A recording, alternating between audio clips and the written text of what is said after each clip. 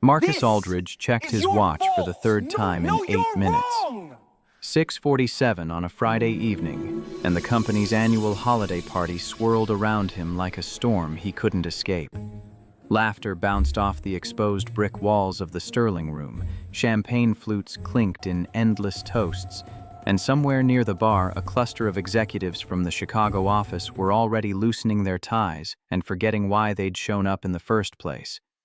But Marcus's mind wasn't in this upscale restaurant with its Edison bulbs and marble countertops. His mind was 15 miles south at Jefferson Elementary, where his daughter would take the stage in exactly 73 minutes. Sophie had reminded him every single day for the past 2 weeks, her gap-toothed smile appearing in his doorway each morning before the sun finished climbing over the Oak Park rooftops. "Daddy, you have to be there. Front row, you promised." And he had promised, the way he always did, because keeping promises to his 8-year-old daughter was the one thing in this world Marcus Aldridge refused to compromise on. Not for Harrison Financial Group, not for the senior analysts who whispered about diversity hires when they thought he couldn't hear, not for anyone. For 6 years, Marcus had built his reputation at this firm, brick by careful brick, senior analyst, impeccable performance reviews, never late, never absent, never the subject of office gossip. He understood something his white colleagues would never have to think about, something that lived in his bones like an old injury that ached before storms. For a black man in corporate America, there was no margin for error. One misstep, one misunderstanding, one moment of questionable judgment, and everything he'd worked for could vanish faster than smoke in wind. So he kept his head down, did his job, went home to his daughter, and stayed invisible in all the ways that mattered most. Tonight was supposed to be simple.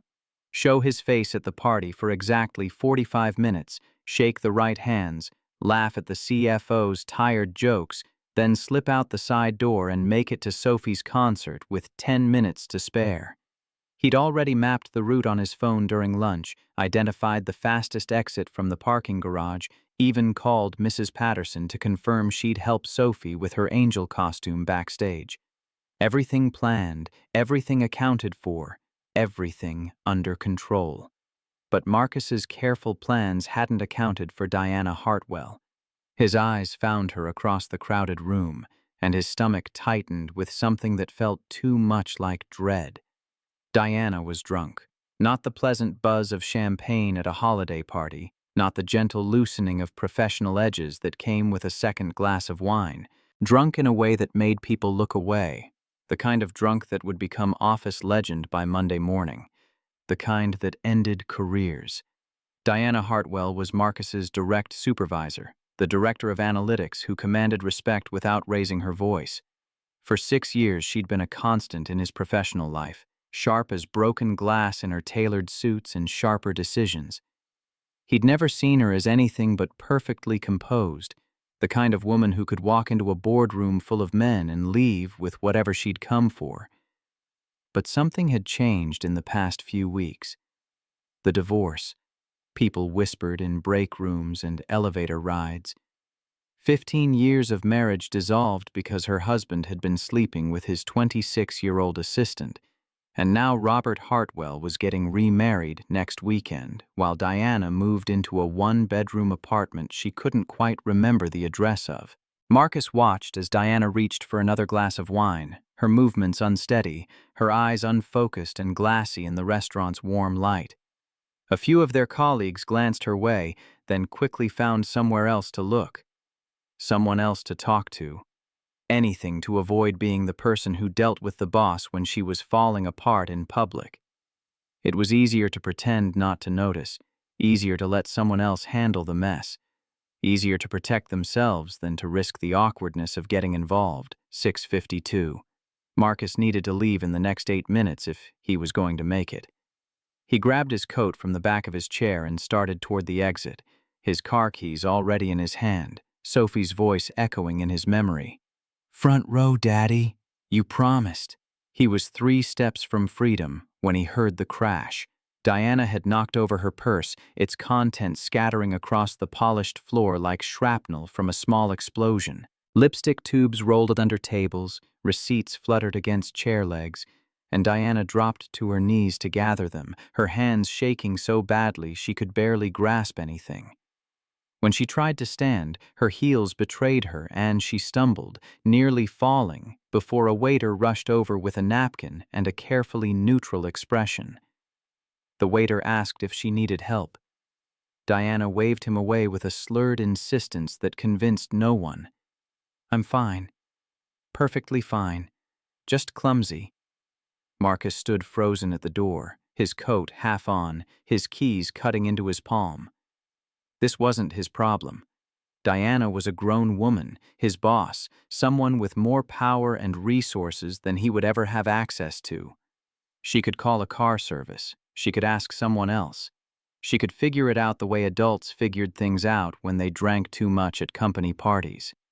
This wasn't his responsibility, and getting involved would be the kind of mistake that followed a man for years. But as he watched Diana search through her purse with increasing desperation, pulling out her wallet and a compact mirror and a crumpled tissue, he saw something that made his chest ache with recognition. She was looking for her phone, digging through the same pockets over and over with the frantic repetition of someone who knew something was wrong but couldn't quite process what. And when she finally pulled out the device, Marcus could see from 10 feet away that the screen was completely shattered, a spider web of cracks across black glass that wouldn't light up no matter how many times she pressed the buttons. Marcus glanced around the room. The senior executives had migrated to the far corner, deep in conversation about quarterly projections and market forecasts. The junior staff were pretending to be fascinated by their drinks. No one was going to help her. No one wanted to be the person who took responsibility for what happened next. He thought about Sophie waiting backstage in her white dress and cardboard wings, searching the audience for his face. He thought about what it would mean if he left Diana here, a woman too drunk to stand without wobbling, without her phone, without anyone willing to take responsibility for her safety. And he thought about what it would mean if he stayed, if he helped. If he put himself in the exact situation every black man in America learned to avoid before he was old enough to shave. A black man. A subordinate. Taking his drunk white female boss somewhere private. Every instinct Marcus had developed over 38 years of navigating a world quick to judge and slow to forgive screamed at him to walk away. This was exactly the kind of situation he'd spent his entire adult life avoiding, the kind where intentions didn't matter and optics could destroy you before truth ever had a chance to button its coat. He'd seen it happen to other men, good men, men who'd made one questionable decision and watched their lives unravel like cheap thread. But Marcus also thought about his daughter, about the kind of man he wanted Sophie to believe he was. Not the kind who walked away when someone needed help. Not the kind who chose safety over decency. Not the kind who let fear make his decisions for him. He walked back to where Diana was still swaying on her feet, her purse clutched against her chest like a shield that had already failed. His voice came out low and professional, the same tone he used in meetings when he needed people to listen. "Ms. Hartwell, do you have someone I can call to pick you up?" Diana looked at him with glassy eyes, struggling to focus, struggling to place his face in the fog of too much wine and too much grief. "Marcus, what are you still doing here? Do you have someone I can call? Family? A friend?" Diana shook her head slowly, then winced at the movement like it hurt. "No one here. Rachel's in Boston. My phone is broken." "What about your address? I can call you a car."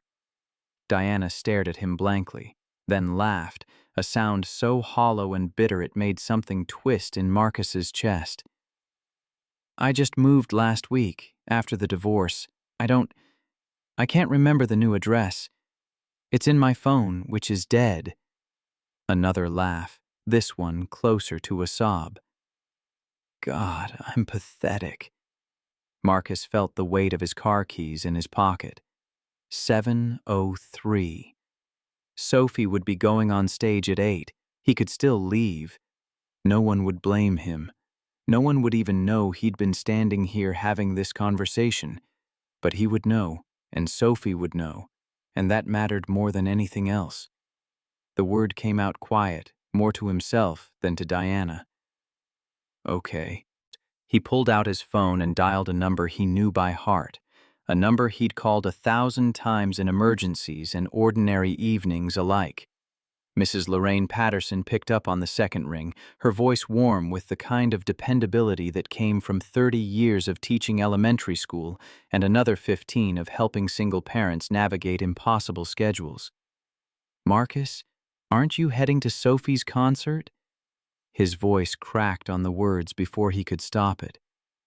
"I need a huge favor. Can you take Sophie tonight? Something came up at work and I can't make it." The silence on the other end lasted only a second, but it felt like falling off a cliff in slow motion. "Of course, Marcus, but she's going to be disappointed." "I know." The words tasted like ash. "Just tell her I love her. Tell her I'll watch the video 100 times. Tell her I'm sorry." He ended the call before Mrs. Patterson could say anything else, before the sympathy in her voice could break something inside him that needed to stay intact for the next few hours. When he turned back to Diana, she was leaning heavily against a table, her eyes half closed, her breathing shallow. "Come on," he said, taking her arm to steady her. "I'm going to take you somewhere safe." Diana didn't resist as he guided her toward the door, her heels clicking unevenly on the marble floor like a broken metronome. "Where are we going?" she mumbled. Marcus didn't answer. The truth was, he only had one option. Her phone was destroyed. She didn't know her own address. He couldn't leave her alone in a hotel room in this condition. Couldn't trust that she wouldn't hurt herself. Couldn't risk what might happen if she woke up alone and disoriented in a strange place. He was going to take her to the only location where he could keep an eye on her until she sobered up, the only place he trusted completely. He was taking her to his home. The drive took 22 minutes that felt like 22 hours. Diana drifted in and out of consciousness in the passenger seat, her head lolling against the window, her breath fogging the glass in irregular patterns. Halfway there, she suddenly grabbed his arm with surprising strength. "Stop the car. I'm going to be sick." Marcus pulled over to the side of the road, just in time. Diana stumbled out and vomited onto the grass of someone's front lawn, her body heaving while she gripped the car door for support. Marcus found a bottle of water in the back seat and handed it to her when she was done, standing a respectful distance away, careful not to touch her. Careful about everything. "Thank you," she whispered, her voice raw. "I'm sorry. I'm so sorry." He helped her back into the car and kept driving, his hands steady on the wheel even as his mind raced through every possible outcome of this decision. What would people think when they found out? What would HR say? What would happen on Monday morning when Diana's memory returned and she realized where she'd spent Friday night? But beneath all those questions ran a deeper current of concern, something that had nothing to do with his own safety and everything to do with the broken woman sitting beside him. Diana was suffering in a way Marcus recognized from his own darkest nights, the nights right after Camille died when he'd wanted nothing more than to disappear into the same darkness that had taken his wife. He understood that kind of pain, understood how it could drive a person to make terrible decisions, understood how much courage it took just to survive it. When he pulled into his driveway at 7:35, the house was dark. Mrs. Patterson must have already left with Sophie for the concert. The realization hit Marcus like a physical blow. Somewhere across town, his daughter was about to perform the biggest moment of her 8-year-old life, and she would look into the audience and not find her father's face. She would search for him between verses, and he wouldn't be there. She would remember this night for years, and what she'd remember was his absence. He had done the right thing. He kept telling himself that as he helped Diana out of the car, as he guided her up the front steps of his modest two-bedroom house, as he unlocked the door and led her into his living room. The right thing. But sitting in the darkness listening to a stranger's breathing from his couch while his daughter performed without him, Marcus couldn't help but wonder if the right thing was going to cost him everything that mattered.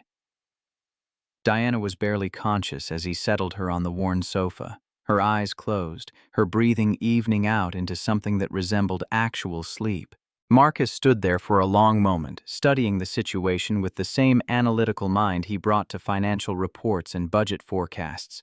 He needed to protect both of them, needed to document everything, needed to make sure that when Diana woke up tomorrow morning, she would understand exactly what had happened and why.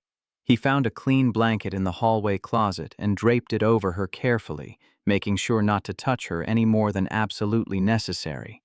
Her silk dress was wrinkled and stained from the evening's disasters, so he went to his bedroom and pulled out an old Northwestern University t-shirt and a pair of sweatpants, clothes so worn and soft they barely remembered being new. He folded them carefully and placed them on the coffee table along with a glass of water and 2 aspirin, close enough for Diana to find them immediately, but not so close as to be intrusive.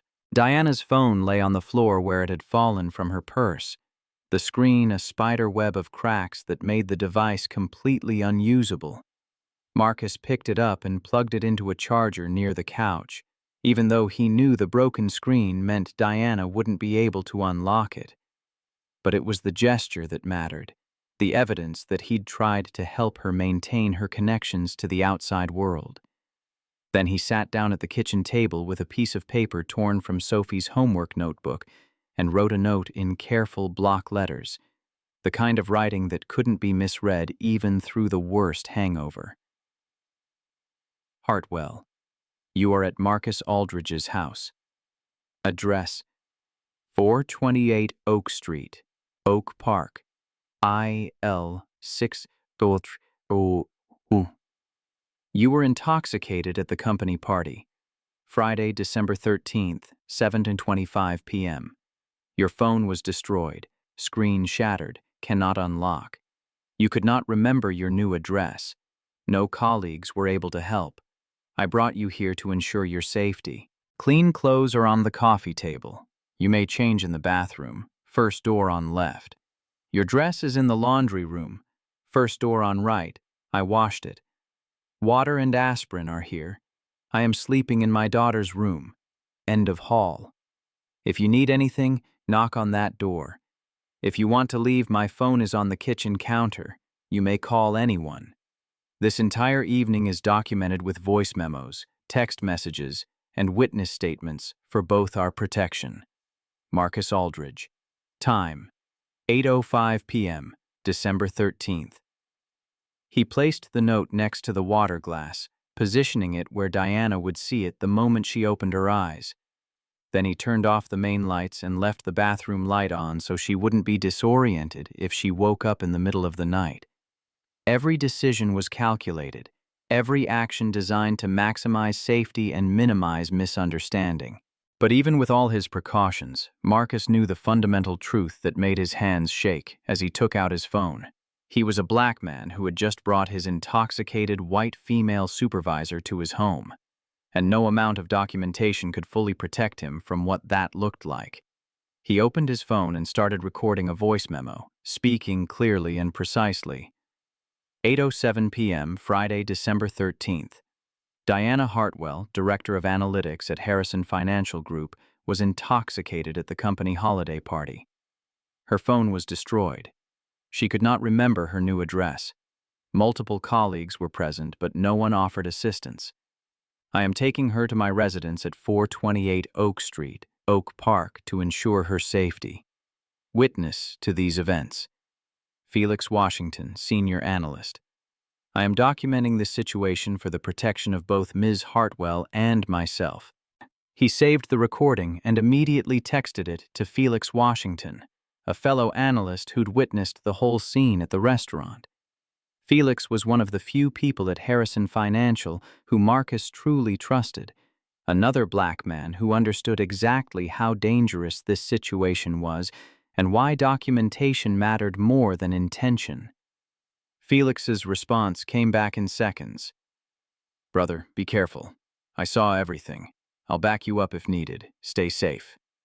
Marcus took a photo of the note he'd written, making sure the timestamp was visible in the corner of the screen.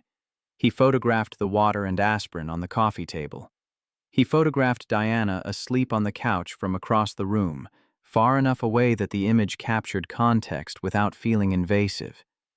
Every piece of evidence, every timestamp, every witness statement was another layer of protection against a story that could be told in ways he couldn't control. At 9:30, his phone buzzed with a text from Mrs. Patterson. "She did amazing, standing ovation, but she kept looking for you. I recorded the whole thing, sending it now." Marcus stared at those words until his vision blurred. A video file arrived a moment later, but he couldn't bring himself to watch it. Not yet. Not while Diana lay unconscious on his couch and his entire future balanced on whether she believed him tomorrow morning. He typed back a simple thank you and set the phone face down on the kitchen counter, unable to look at it anymore. The sound of a car in the driveway came at 10:45. Marcus was at the front door before Mrs. Patterson could knock, stepping outside and pulling the door closed behind him so the noise wouldn't wake Diana. The December air was cold enough to see his breath, cold enough to cut through the fog of stress that had been building in his skull for the past 3 hours. Miss Patterson stood on his porch with Sophie asleep in her arms, the 8-year-old's angel costume rumpled and her face peaceful in that particular way children slept when they'd exhausted themselves completely. "She fell asleep in the car," Mrs. Patterson said quietly, her eyes searching Marcus's face for explanations he wasn't ready to give. "Wore herself out with all that performing." "Thank you for doing this. I know it was last minute." Mrs. Patterson studied him for a long moment, and Marcus could see her deciding whether to push for details or let him keep his secrets. "Everything okay, Marcus?" "Work emergency. It couldn't wait." She didn't press further, just nodded and helped him transfer Sophie from her arms to his, the familiar weight of his daughter settling against his chest like coming home. Sophie stirred slightly, her small hands finding their usual grip around his neck, her face burrowing into his shoulder with the unconscious trust that made his throat tighten. "Daddy?" she murmured, still half asleep. "I'm here, baby. Let's get you to bed." He carried her inside, moving quietly past the living room where Diana's silhouette was visible on the couch. But Sophie's eyes fluttered open at exactly the wrong moment, and she lifted her head to look around with the confused awareness of a child pulled from dreams into reality. "Daddy? Who's that lady?" Marcus's heart stuttered, missing a beat before recovering. "She's someone from my work, sweetheart. She got sick and needed a place to rest for the night." Sophie squinted at the couch, then looked back at her father with the unfiltered curiosity only 8-year-olds could manage. "Is she going to be okay?" "She'll be fine by morning. Now let's get you to bed." He carried her to her room, a small space made smaller by the accumulation of childhood. Stuffed animals on shelves, glow-in-the-dark stars stuck to the ceiling. A desk covered in drawings of houses and flowers and stick-figure families. He helped her change into pajamas and tucked her in with the stuffed elephant she'd had since she was a baby. The same elephant that had traveled with them through the darkest days after Camille died. When he leaned down to kiss her forehead, Sophie grabbed his hand. "You missed my song, Daddy." The words were simple, matter of fact, delivered without accusation, which somehow made them worse. "I know, baby. I'm so sorry. But Mrs. Patterson recorded it, and I'm going to watch it first thing tomorrow morning. I promise." Sophie was quiet for a moment, her fingers tracing patterns on his palm. "Okay," she finally said, and the easy forgiveness in her voice nearly broke him. Marcus pulled a thin blanket from her closet and spread it on the floor beside her bed. This was where he would sleep tonight, on the hardwood floor of his daughter's room with nothing but a blanket between him and discomfort. Not because he was being noble or self-sacrificing, but because it was the only way to protect himself from accusations he could already hear forming in his mind. He lay there in the darkness, staring at the glow-in-the-dark stars Sophie had stuck on the ceiling 2 years ago, listening to her breathing slow and deepen into sleep. In the living room, a stranger lay on his couch, and every minute that passed wound the knot in his stomach tighter. He'd done the right thing. He kept repeating it like a prayer, like an incantation that could protect him from consequences he couldn't control. The right thing. The right thing. The right thing. But prayers didn't always get answered, and good intentions didn't always matter when the story got told. Morning came too quickly, arriving with gray light filtering through Sophie's curtains and the sound of movement from the living room. Marcus woke to his phone buzzing on the floor beside him. 6:35 a.m. He'd slept maybe 3 hours total, drifting in and out of consciousness while his mind ran through every possible disaster scenario. He checked his phone and saw nothing from Diana, which could mean anything or nothing. Carefully, moving slowly so he wouldn't wake Sophie, Marcus extracted himself from the blanket and crept to the door. Through the gap he could see into the hallway, could hear someone moving around in the living room with the uncertain steps of a person trying to orient themselves in an unfamiliar space. Diana was sitting up on the couch, her head in her hands, her shoulders shaking in a way that suggested either tears or nausea, or possibly both. Even from the hallway, Marcus could see the physical evidence of her suffering. The way she held herself rigid against pain, the trembling in her fingers, the careful stillness of someone whose body had betrayed them and was now demanding payment. He should give her privacy, should let her read the note and understand the situation before he appeared. That would be the smart thing to do, the safe thing. But before he could retreat back into Sophie's room, Diana's phone, now charged from the outlet where he'd plugged it in, lit up on the coffee table with an incoming call. She grabbed it with trembling hands, and Marcus watched from the hallway as she stared at the broken screen in frustration. Unable to see who was calling, unable to unlock the device, unable to connect with the outside world. The call went to voicemail. 2 seconds later, it started ringing again, the same desperate insistence of someone who needed to reach her immediately. Diana made a sound of frustration and looked around the room wildly, her eyes landing on the note Marcus had left. He watched her read it, watched her face cycle through confusion and fear and something that might have been understanding. Then she spotted his phone on the kitchen counter, the one he'd deliberately left there with a note that said she could use it to call anyone she needed. She stood up on shaky legs and walked to the counter, picked up his phone, and dialed a number from memory. Marcus stood frozen in the hallway, close enough to hear every word, far enough away that she didn't know he was listening. He knew he should announce himself, should walk out and give her privacy, should do a dozen things that weren't standing in the shadows like a ghost in his own house.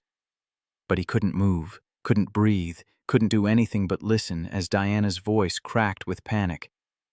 "Jennifer? Jen, I need help. I need you." A woman's voice on the other end, too quiet for Marcus to make out the words.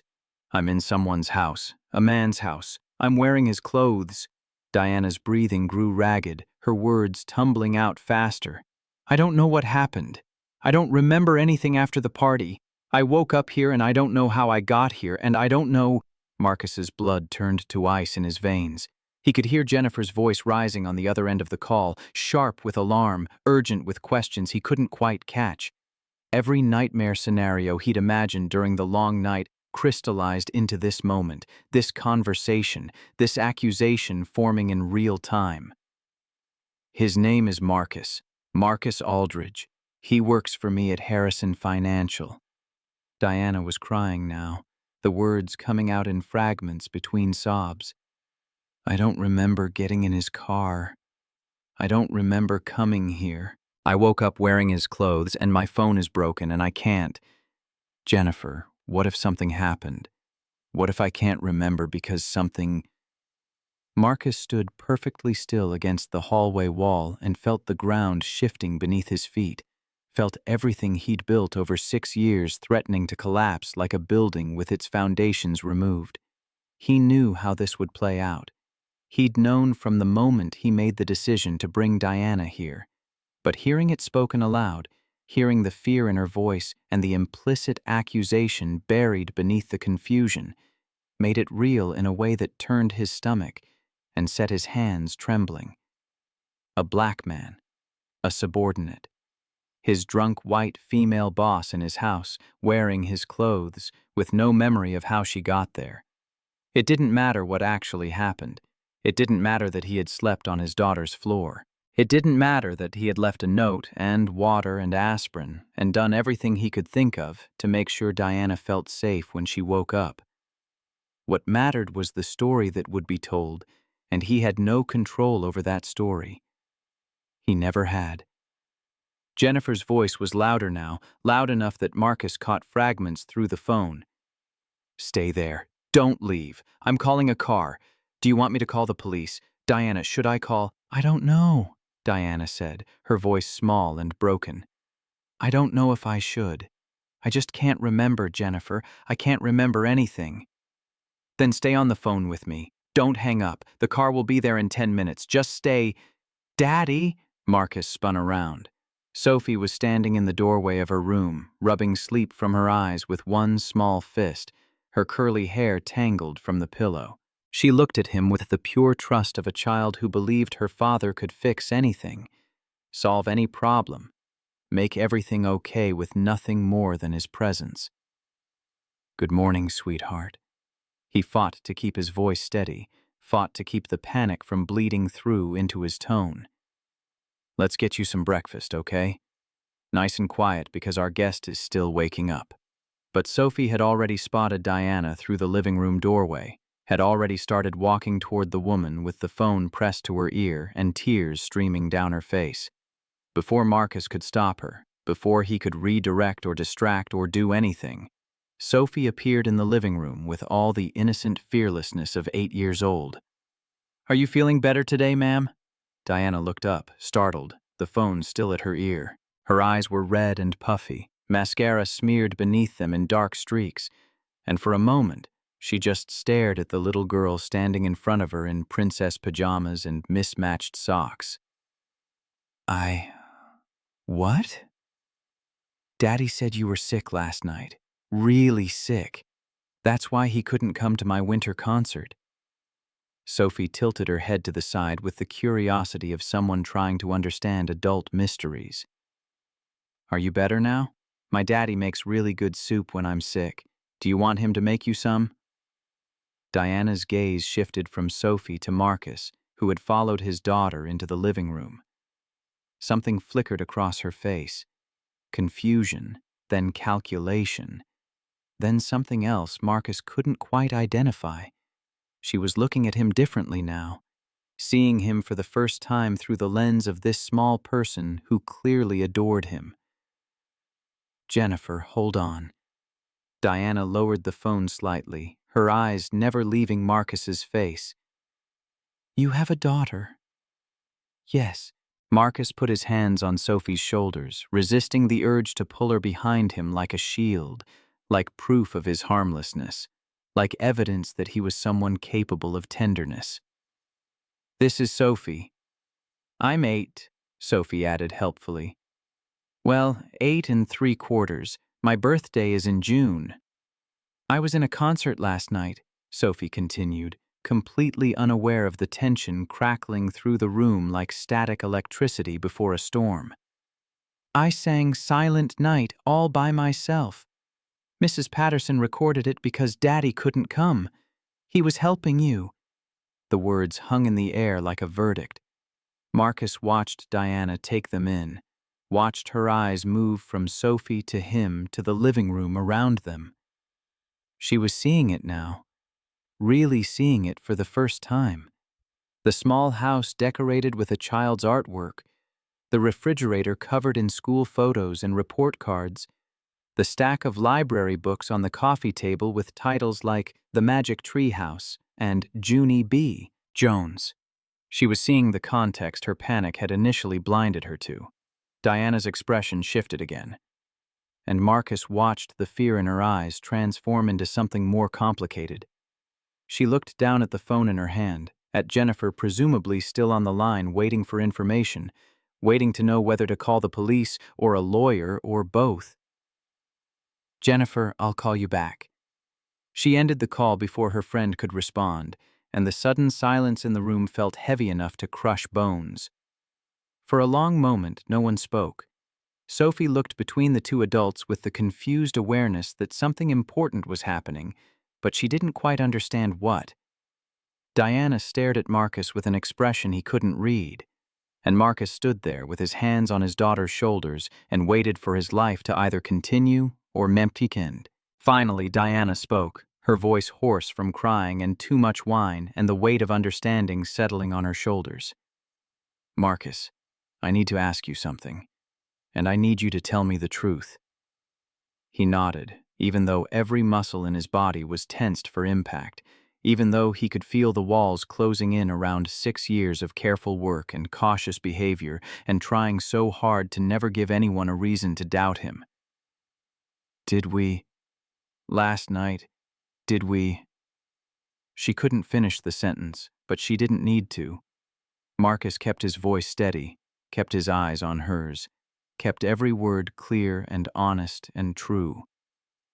"No, nothing happened. You were very drunk at the party. No one was helping you. Your phone was broken and you couldn't remember your new address. I couldn't leave you there alone, so I brought you here. I left clean clothes for you because your dress was ruined.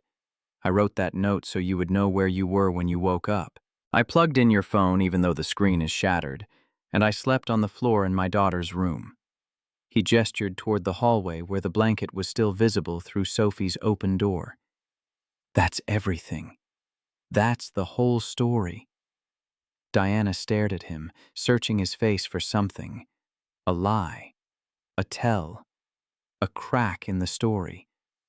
"The whole story," she repeated quietly, as if testing the weight of the words. Marcus could see her doing the math now, taking in the children's books and the school photos and the little girl offering soup to a stranger. This wasn't the house of a predator. This was the house of a father, a single father who had sacrificed his daughter's concert to help someone who needed it. "Why?" she finally asked. The question came out small and bewildered, nothing like the sharp, professional voice Marcus had heard in meetings for 6 years. "Why would you help me? You could have just left me there. You should have. You could lose everything for this."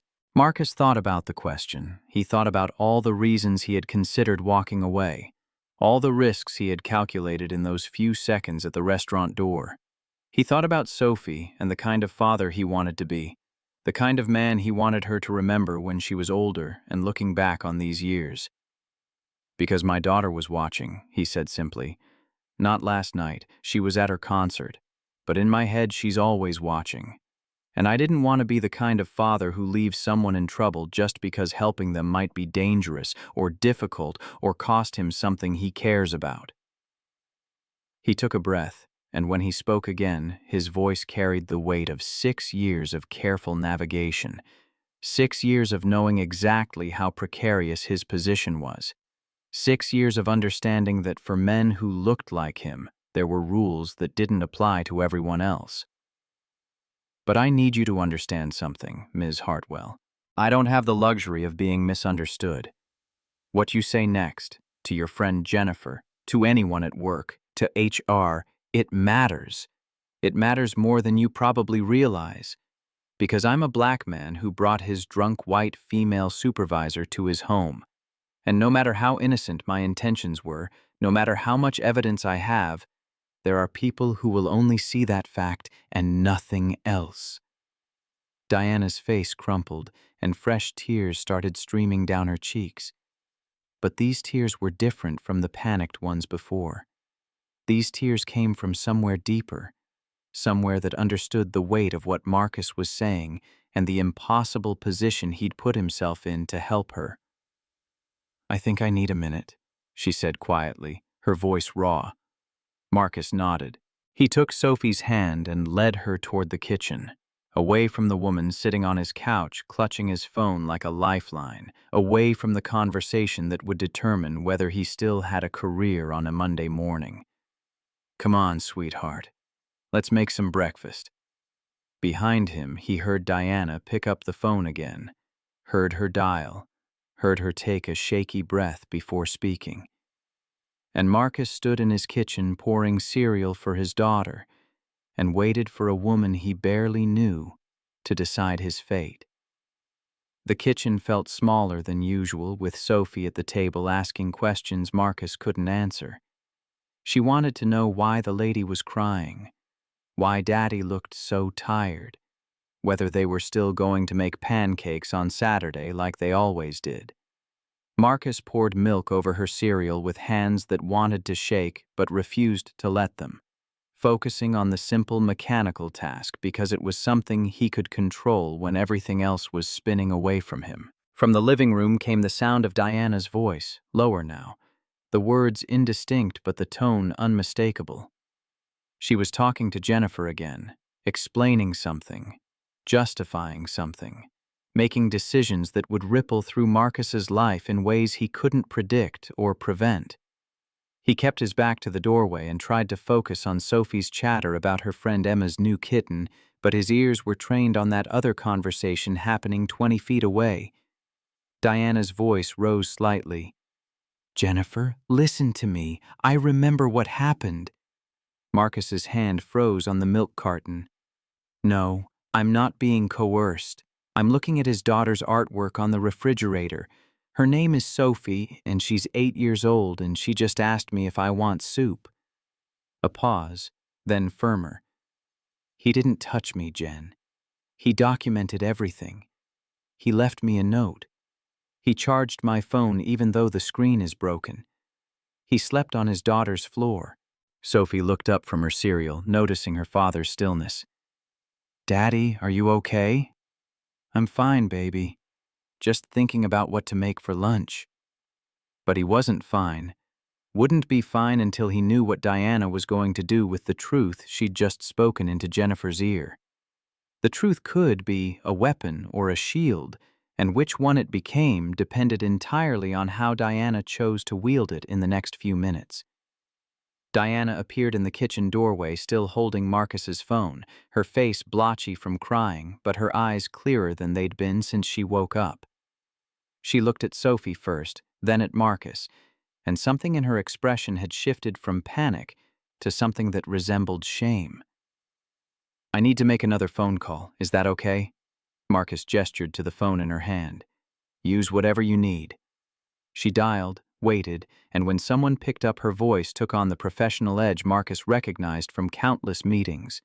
"Donovan, it's Diana Hartwell. I need an emergency meeting Monday morning, 8 a.m. You, Vivian from HR, Nathaniel from Legal, and Marcus Aldridge." A man's voice responded on the other end, irritated at being called on a Saturday morning. Diana cut him off. "Before rumors start, you're going to hear the truth from me. What happened Friday night needs to be addressed immediately, and it needs to be addressed correctly." She listened for a moment, then her voice hardened. "No, it can't wait. This is about protecting an employee who did the right thing and might face consequences for it. I'll see you Monday at 8. She ended the call and set Marcus's phone on the counter, then seemed to notice Sophie staring at her with wide eyes and open curiosity. "Hi again, Sophie." "Hi, Ms. Diana." Sophie had apparently decided on a name without asking permission. "Do you want some cereal? We have the kind with the marshmallows, but Daddy says I can only have it on weekends." "I'm okay, sweetheart, but thank you." Sophie returned to her breakfast with the easy acceptance of children who hadn't yet learned to see complications in simple kindness. Diana pulled out one of the kitchen chairs and sat down heavily, as if the act of standing had been taking more energy than she had to spare. Marcus, can we talk? He glanced at Sophie, who was absorbed in fishing marshmallows out of her bowl with a spoon, then pulled out the chair across from Diana and sat. The kitchen table had been the site of so many important conversations over the years, homework struggles and report cards, and the night he'd had to explain to a 4-year-old Sophie that Mommy wasn't coming home from the hospital. Now it would be the place where he learned whether he still had a career on Monday morning. I owe you an apology. Diana's voice was rough, scraped raw by emotion and hangover and the weight of understanding. More than an apology. I don't even know if there's a word for what I owe you. You were scared. Anyone would have been scared waking up in a strange place with no memory. That's not an excuse. She shook her head, and Marcus could see the movement hurt her. I know what could have happened if I'd said the wrong thing to Jennifer. If she'd called the police before I had a chance to think clearly. I know what that could have meant for you. But you didn't. But I almost did. And you knew I might. You knew exactly how dangerous this was, and you helped me anyway. Marcus thought about how to respond, about what words could possibly capture the calculation he'd made standing in that restaurant doorway. Sophie saved him by piping up from her end of the table. Daddy always helps people. Last month he helped Mrs. Patterson carry her groceries when her back hurt, and he helped Mr. Washington fix his car when it broke down. That's just what daddies do. Diana's eyes filled with tears again, but she blinked them back. Your daddy is very special, Sophie. I know. Sophie said it with the absolute certainty of a child stating obvious facts. He loves me bigger than the clouds. That's what he always says. Bigger than the clouds? Diana repeated the phrase softly, as if testing its weight. That's beautiful. Marcus felt his throat tighten. He'd said those words to Sophie 1,000 times, in good moments and terrible ones, when she was happy and when she was scared, and when she missed her mother so badly that nothing else seemed to help. Bigger than the clouds, baby. Always bigger than the clouds. Diana seemed to gather herself, sitting straighter despite the obvious pain behind her eyes. I need to tell you what I'm going to do Monday morning. You deserve to know before we walk into that conference room. Okay. I'm going to tell Donovan Sterling and Vivian Cross and anyone else who asks exactly what happened Friday night. Every detail. How drunk I was, how my phone broke, how no one else would help. How you documented everything because you knew what it would look like. How you missed your daughter's concert to make sure I was safe. She paused, and when she continued, her voice carried steel beneath the rawness. And I'm going to make it very clear that if anyone tries to twist this into something it wasn't, if anyone tries to use this against you, they'll have to go through me first. Because 6 years ago you proved yourself when Bradford Lynch tried to destroy you with lies, and I'll be damned if I let this company punish you for being decent. Marcus absorbed this, trying to gauge how much protection Diana's word would actually provide. She was a director, yes, but she was also the person who'd been drunk at a company party, also someone going through a messy divorce, also a woman whose judgment might be questioned by people looking for reasons to question it. I appreciate that, but you should know that even with your support, this could get complicated. People will talk. They'll make assumptions. Let them talk. I don't care what they assume as long as the official record is clear. Sophie looked up from her cereal, picking up on the tension in adult voices, even if she couldn't quite parse its meaning. Are people being mean to Daddy at work? Diana met the child's eyes with unexpected gentleness. Some people might say unkind things, yes, but I'm going to make sure everyone knows your daddy is a hero. Sophie considered this seriously. Okay, but he's always been a hero. He just doesn't brag about it like the superheroes on TV. The simple declaration landed in the kitchen like a blessing, like an 8-year-old's verdict that mattered more than any HR investigation or executive meeting. Marcus felt something crack in his chest, some dam he'd been holding against the flood of everything he'd felt over the past 12 hours. Diana stood up, moving carefully like someone whose body had staged a rebellion. I should go home. Let you have your Saturday with Sophie. She looked around as if suddenly remembering the state of her clothes. Is my dress really in the laundry room? First door on the right. I washed out the wine stains, but it might still be damp. Thank you. For everything. For being the kind of person who helps even when it's terrifying. For being the kind of father who teaches his daughter what goodness actually looks like. She paused at the kitchen doorway. I won't forget this, Marcus. Any of it. After Diana left wearing her rumpled dress and carrying Marcus's phone number written on a piece of Sophie's notebook paper, the house felt suddenly too quiet. Sophie wanted to watch cartoons, wanted Daddy to sit with her on the couch where the stranger had slept, wanted everything to be normal, even though nothing felt normal anymore. Marcus sat beside his daughter and pretended to pay attention to animated characters solving problems with friendship and determination, but his mind kept circling back to Monday morning. Diana had promised to tell the truth, had promised to protect him, had called him a hero in front of his daughter. But promises were fragile things, and truth didn't always matter as much as optics when careers and reputations were on the line.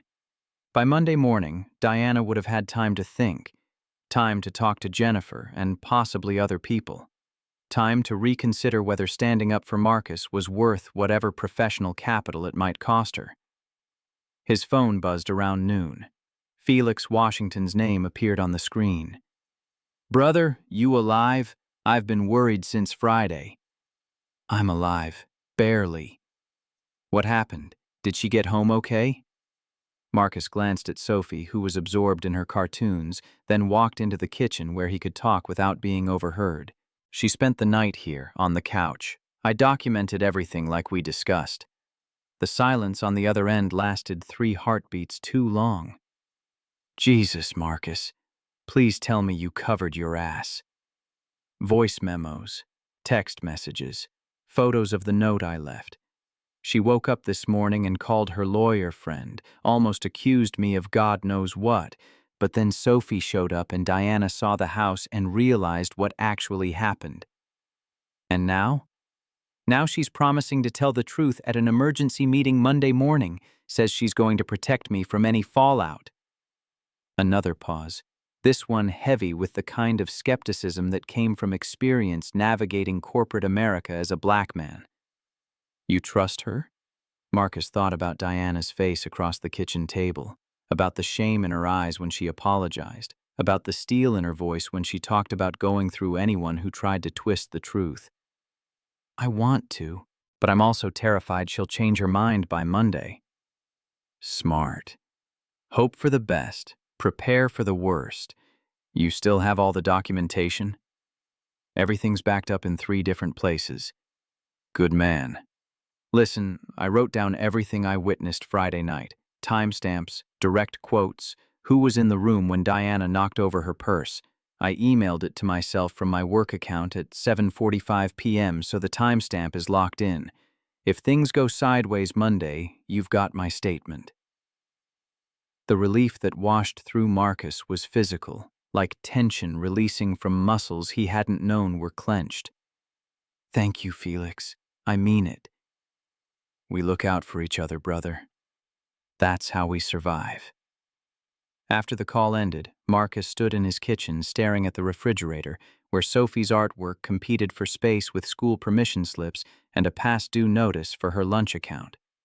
$52. Such a small amount, but it had been sitting there for 2 weeks because his last paycheck had gone to rent and groceries and the electric bill that couldn't wait another month. Now he was staring down a Monday morning that could either vindicate him or end his career, and all he could think about was that his daughter's lunch account was overdue by $52. The weekend crawled by with agonizing slowness. Saturday afternoon, Marcus took Sophie to the park where she played on swings that squeaked in the December cold, and he pushed her higher whenever she shouted, "More, Daddy, more!" pretending everything was fine, pretending he wasn't running through worst-case scenarios in his head like a loop he couldn't turn off. Saturday evening, they made spaghetti together, and Sophie got sauce on her shirt and laughed when Marcus dabbed her nose with a noodle, and for a few hours he could almost forget the axe hanging over Monday morning. Sunday. Sophie wanted to watch the video of her concert. Mrs. Patterson had sent the file Friday night, but Marcus hadn't been able to bring himself to open it, hadn't been able to face the evidence of what his decision had cost. But Sophie asked while they were eating breakfast, asked with her gap-toothed smile and her complete faith that Daddy always kept his promises eventually, and Marcus couldn't tell her no. They sat on the couch together, Sophie curled into his side the way she did during thunderstorms and sad movies, and Marcus pressed play on the video that had been sitting unwatched on his phone for 36 hours. The elementary school auditorium looked exactly like every elementary school auditorium in America. Folding chairs filled with parents holding phones, fluorescent lights that made everything slightly yellow, a stage decorated with construction paper snowflakes and cotton ball clouds. The camera was shaky, filmed by Mrs. Patterson from somewhere in the middle rows, and Marcus could hear her breathing and the rustle of programs and someone's toddler asking when it would start. Then the lights dimmed and children filed onto the stage in their costumes, angels and shepherds and wise men made from bed sheets and cardboard and whatever parents could cobble together from Target and their own closets. Sophie was easy to spot in her white dress and cardboard wings, her halo made from a wire hanger and aluminum foil tilting slightly to one side. The concert began with the whole group singing Jingle Bells, and Marcus watched his daughter's mouth move with the words, watched her stand up straight the way he'd reminded her to do 100 times during practice at home. Then individual classes performed their pieces, and when Sophie's second-grade class stepped forward for Silent Night, Marcus felt his chest constrict. The teacher raised her hands and the children began to sing, their voices high and sweet and slightly off-key in the way that made parents smile. But when they reached the second verse, the other children stepped back and Sophie stepped forward for her solo. The auditorium went quiet except for her voice, clear and pure and carrying through the space like a bell. Silent night, holy night. All is calm. All is bright. Marcus watched his daughter sing the words they'd practiced together every night for 2 weeks. Watched her eyes scan the audience between phrases, searching for his face in the crowd. Watched the moment she didn't find him, the tiny flicker across her expression before she caught herself and kept singing, because the show must go on and Sophie Aldridge didn't give up just because things were hard. Round yon virgin, mother and child, holy infant so tender and mild. Near the end of her solo, Sophie looked directly at the camera. She couldn't have known Mrs. Patterson was filming, couldn't have known her father would watch this later, but something in her expression changed. She smiled, that gap-toothed smile that had been melting Marcus's heart since the first time she'd lost a tooth, and then she did something that wasn't in the program. She waved. Just a small wave, barely noticeable, like she was greeting someone only she could see. Then her voice changed, became softer, more intimate, like she was singing to one person instead of an auditorium full of people. This song is for my daddy. Even though he's not here, he's always in my heart. The audience responded with gasps and ahs and the kind of sympathetic laughter that comes when children do something unexpected and tender. Mrs. Patterson's voice came through on the video, thick with emotion. Oh, sweetheart. Sophie finished the verse and stepped back into line with the other children, and the concert continued. But Marcus couldn't see it anymore through the tears blurring his vision. He'd missed this. He'd missed the most important performance of his daughter's young life. Missed the moment she proved she was brave enough to solo in front of 200 people. Missed the wave she'd given to the camera as if she knew somehow that he'd see it later. Beside him on the couch, Sophie was quiet. I didn't know I said that part. I just felt like saying it. Marcus had to clear his throat twice before words would come. It was perfect, baby. You were perfect. Mrs. Patterson cried. A lot of the moms cried too. I'm not surprised. Sophie looked up at her father with serious eyes, eyes that saw more than 8-year-olds should have to see. It's okay that you weren't there, Daddy. I know you were helping someone who needed help. That's what you always teach me to do. Marcus pulled his daughter closer, buried his face in her curly hair that smelled like the coconut shampoo they used every Sunday night, and tried to memorize this moment. Because Monday was coming, and Monday might change everything, and he needed to remember that whatever happened next, he'd raised a daughter who understood that helping people mattered more than being comfortable. I love you, Sophie. I love you bigger than the clouds, Daddy. Bigger than the whole sky. That's really big. That's exactly the point. Monday morning arrived with the kind of cold December sunlight that made everything look sharp and unforgiving. Marcus woke at 5:30 after a night of broken sleep, showered and shaved with extra care, dressed in his best suit, the charcoal gray one he saved for important meetings and job interviews he hoped he'd never need. Sophie was still asleep when he left the house at 7, Patterson arriving early to take her to school because Marcus had no idea how long the meeting would last or what state he'd be in when it ended. The drive to Harrison Financial's downtown Chicago office took 35 minutes in morning traffic. 35 minutes for Marcus to run through every possible version of the conversation about to happen. Best case scenario. Diana told the truth. Management believed her. He got a formal apology and maybe some recognition for handling a difficult situation well. Worst case scenario. They didn't believe Diana, or they believed her, but decided Marcus had violated some policy about relationships with supervisors, and he'd be walking out of the building by noon with his belongings in a box. The parking garage felt different on Monday morning. The same concrete pillars and fluorescent lights, but charged with an energy that made Marcus's skin prickle. He rode the elevator to the 12th floor where the executive offices lived, arrived 10 minutes early because being late would be read as guilt or disrespect, or any number of things he couldn't afford to be read as. The conference room was already occupied when he arrived. Diana sat at the table in a navy suit that looked freshly pressed, her hair pulled back, her face showing the careful makeup work of someone who'd hidden evidence of crying. Across from her sat CEO Donovan Sterling, a man in his late 50s with iron gray hair and the kind of face that gave away nothing. Vivian Cross from HR flanked his right side, her expression professionally neutral, a legal pad already covered in notes Marcus couldn't read from the doorway. Nathaniel Brooks from Legal Services occupied the chair at Sterling's left, looking like he'd rather be anywhere else. Diana saw Marcus first and something crossed her face. Relief, maybe, or determination, or both. Marcus, come in, sit down. Sit. He chose the chair next to Diana, close enough to present a united front, but not so close as to seem presumptuous. Sterling checked his watch with the impatience of a man whose time was money, and this meeting was costing him both.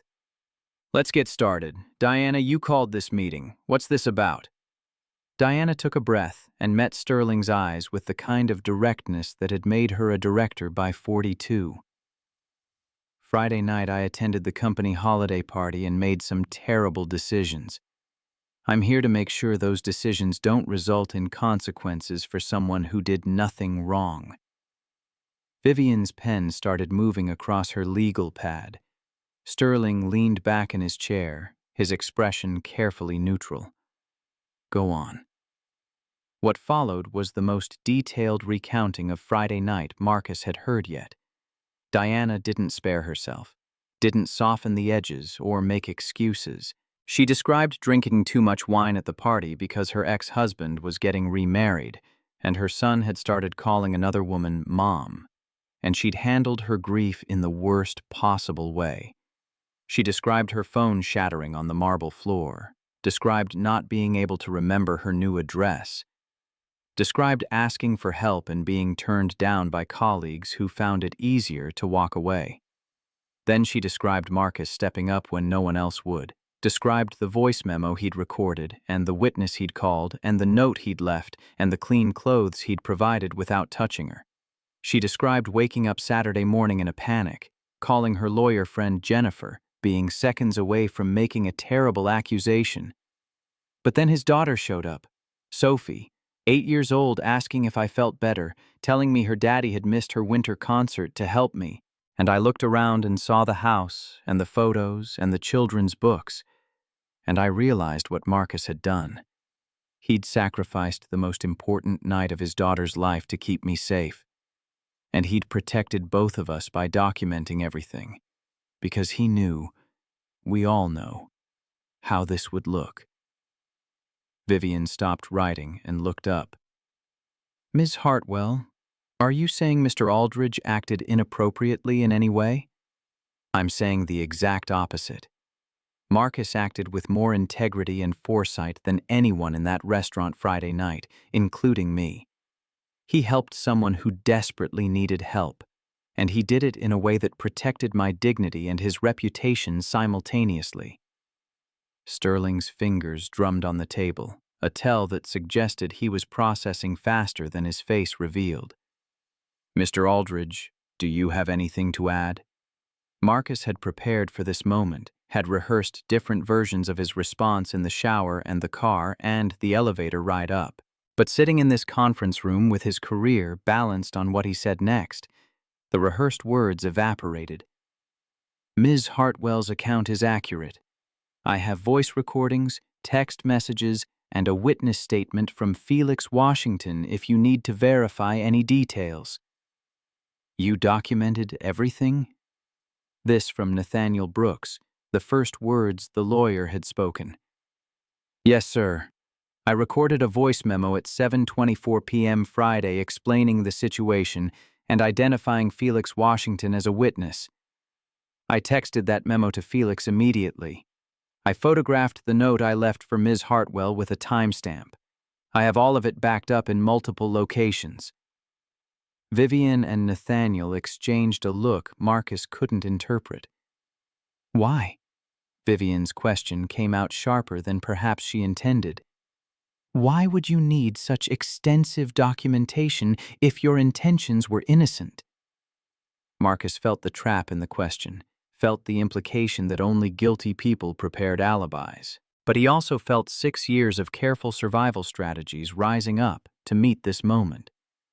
Because I'm a black man who was taking his intoxicated white female supervisor to his home. I knew exactly how that situation could be misinterpreted, and I knew that my word alone might not be enough to protect me. So I created evidence that would speak for itself, regardless of what anyone assumed. The silence that followed was heavy enough to bend light. Sterling's fingers stopped drumming. Vivian set down her pen. Nathaniel shifted in his chair with the discomfort of someone confronting a truth he'd rather not acknowledge. Diana spoke into the quiet, her voice steady. That's what I need this company to understand. Marcus shouldn't have had to document a good deed like he was building a legal defense. But he did, because he knows better than any of us what assumptions people make about black men in situations involving white women. And he was right to document everything, because I woke up Saturday morning, and my first instinct was exactly the kind of assumption he'd prepared for. Sterling finally spoke, his voice measured. Ms. Hartwell, I appreciate your candor, but I need to ask directly, did Mr. Aldridge act inappropriately toward you in any way? No. He acted like someone who cared more about my safety than his own convenience or reputation. Did he touch you? Only to help me walk from the car to the couch, which I couldn't have managed alone in the state I was in. Did he enter the room where you were sleeping? Only to check if I was still breathing. From the doorway. He never came close. Vivian picked up her pen again, making notes that would become part of Marcus's permanent file regardless of how this meeting ended. "Mr. Aldridge, what time did you arrive home Friday night?"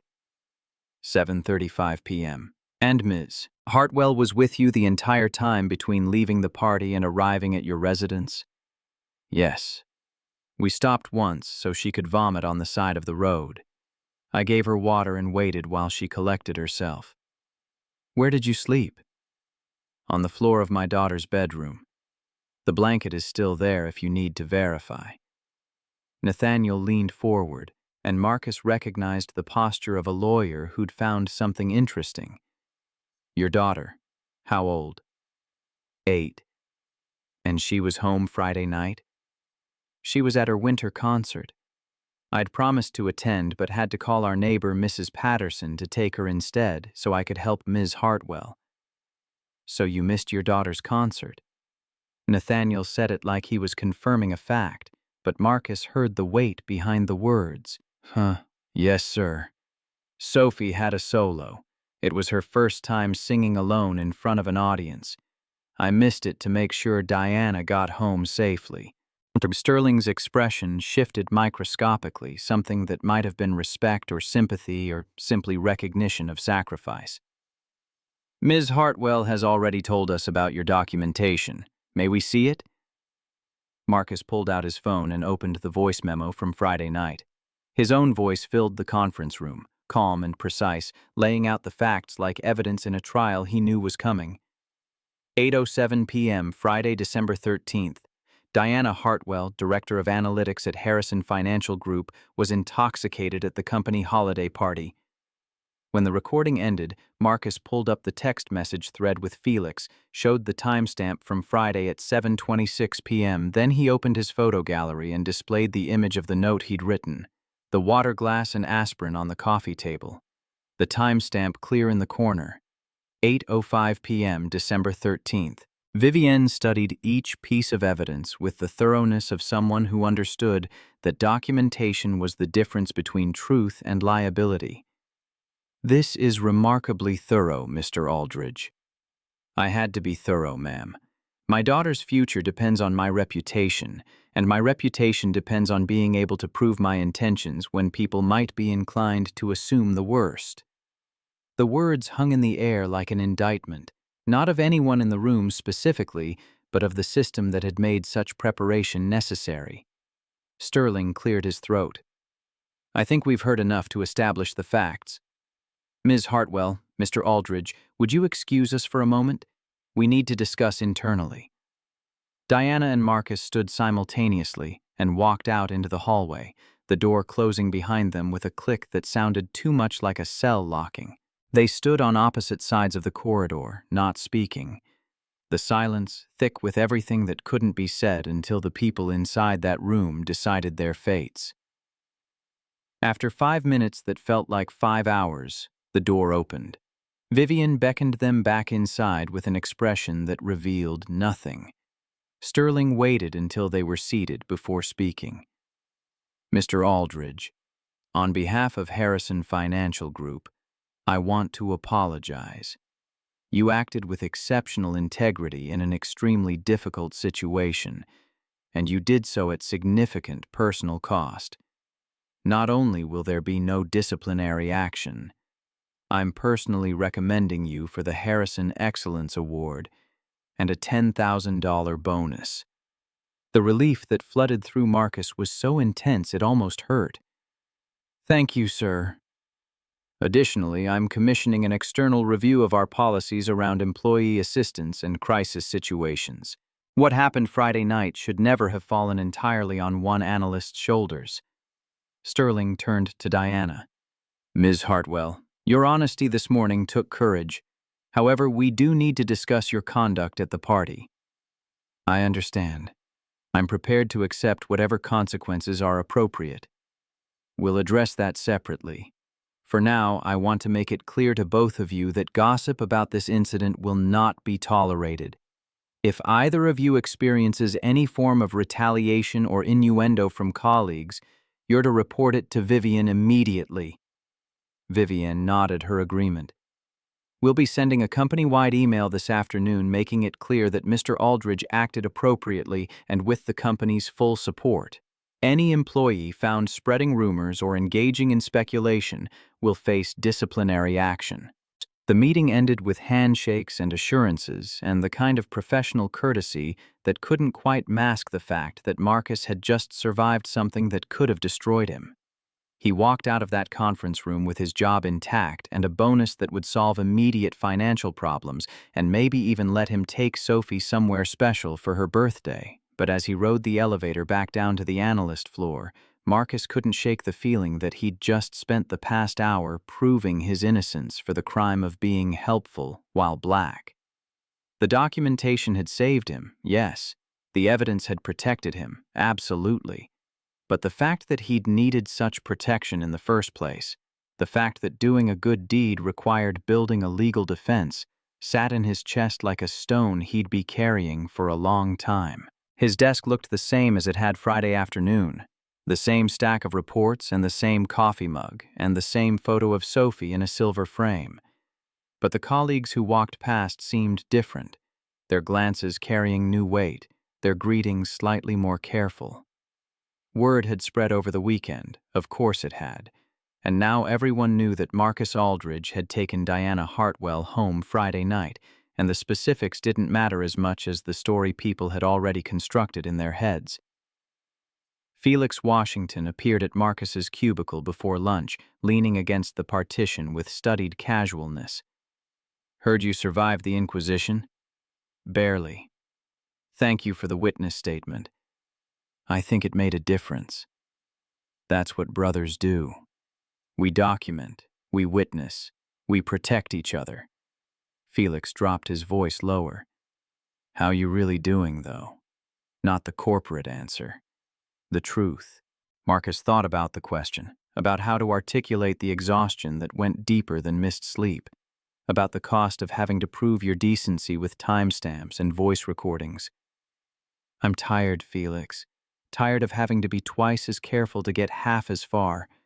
Tired of doing the right thing and still having to defend myself like I did something wrong." "I know, brother. I know. But Sophie's lunch account is about to be paid off, so there's that." Felix clapped him on the shoulder and left Marcus alone with his reports and his coffee and his daughter's picture smiling at him from its silver frame. The rest of Monday crawled by with agonizing slowness. Marcus attended meetings and reviewed spreadsheets and responded to emails, all while feeling like he was performing normalcy for an audience that wasn't quite convinced. At 3 p.m., his work email pinged with a message from CEO Sterling to the entire company. Subject line: "Recognizing excellence." Last Friday, senior analyst Marcus Aldridge demonstrated exceptional integrity when a colleague faced a crisis. At significant personal cost, Mr. Aldridge ensured their safety while protecting both reputations through meticulous documentation. This is the standard we should all aspire to. Mr. Aldridge is being awarded the Harrison Excellence Award and a $10,000 bonus.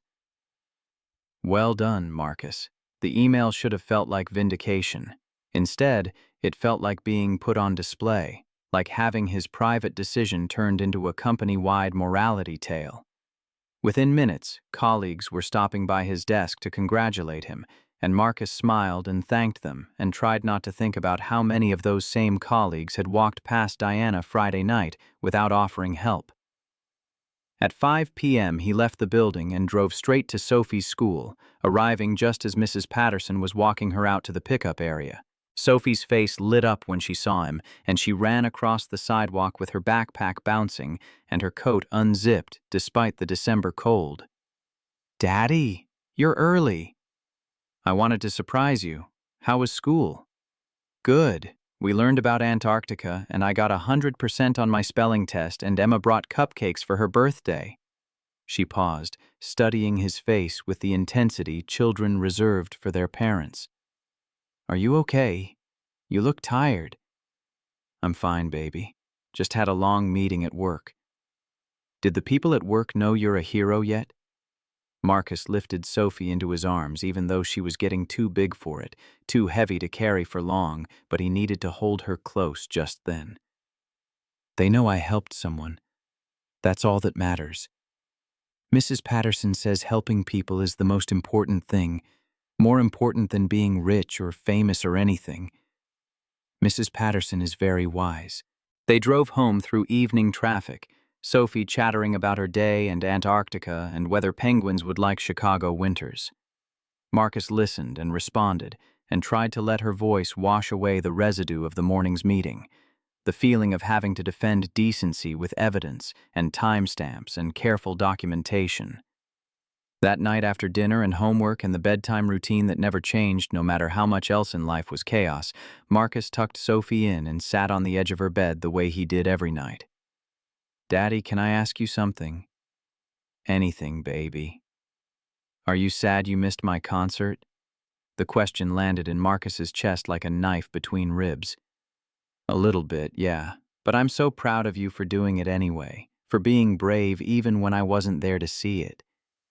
Mrs. Patterson showed me the video. I watched it at her house yesterday. "What did you think?" "I think I did good, but it would have been better if you were there for real instead of just in the video later." Marcus had to swallow hard against the lump forming in his throat. "You're right.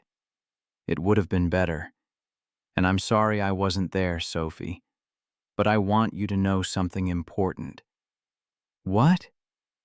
"The reason I wasn't there is because someone needed help and nobody else would help them.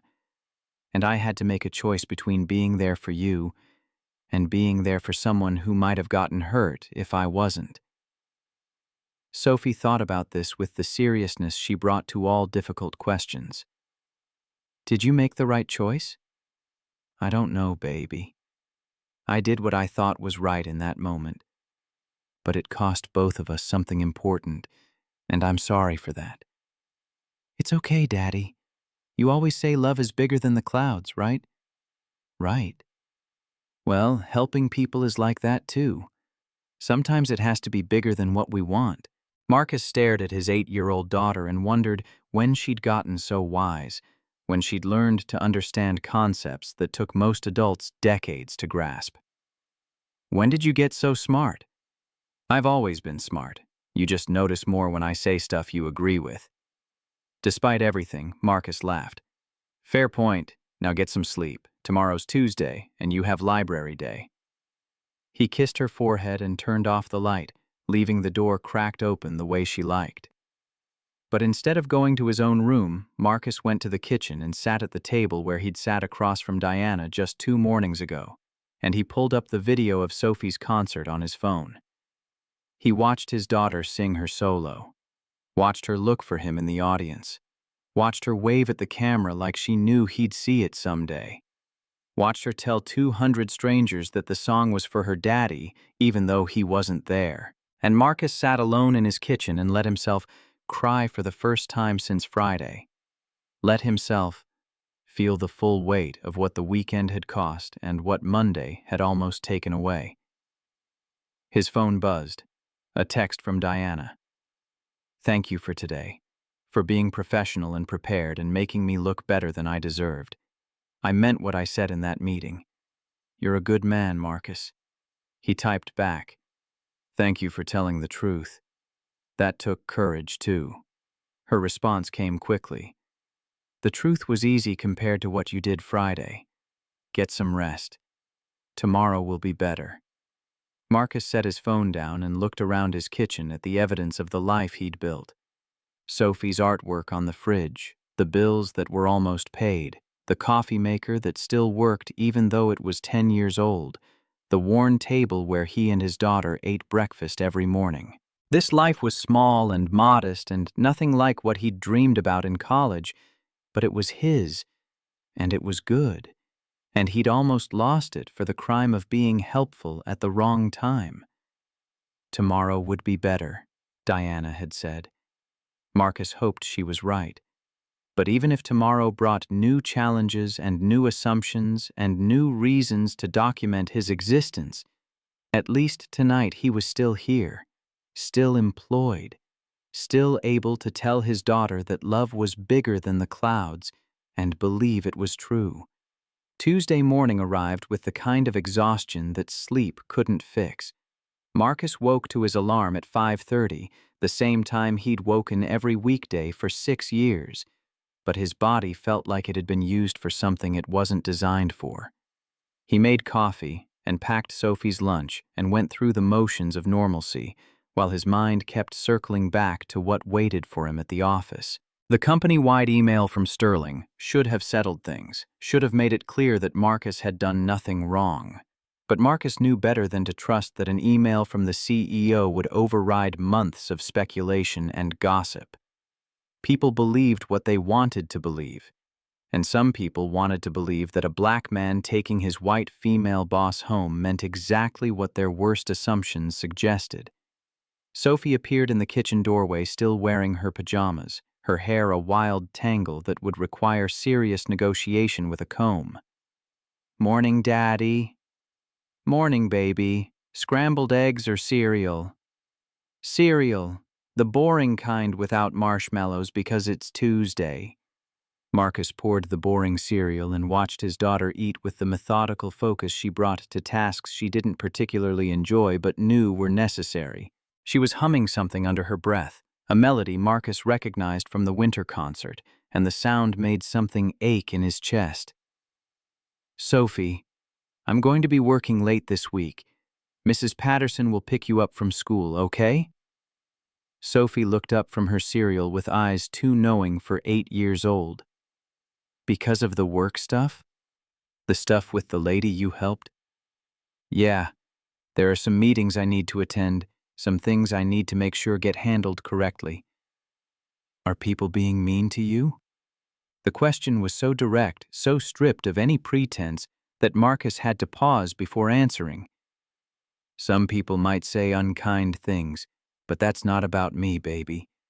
That's about them not understanding what actually happened. I could come to your work and tell them. I could explain that you're a good daddy and you only help people who need help." Marcus felt his throat tighten at the fierce protectiveness in his daughter's voice. This small person ready to march into a downtown office building and defend her father's honor. "I appreciate that. But this is grown-up stuff that grown-ups need to handle." "Grown-ups are dumb sometimes." "Sometimes, yes. Finish your cereal. We leave in 20 minutes. The drive to Harrison Financial felt longer than usual, every red light an opportunity for Marcus's mind to manufacture new disasters. He'd prepared himself for awkwardness, for careful questions and sidelong glances, but he hadn't prepared for what actually greeted him when he walked onto the analyst floor.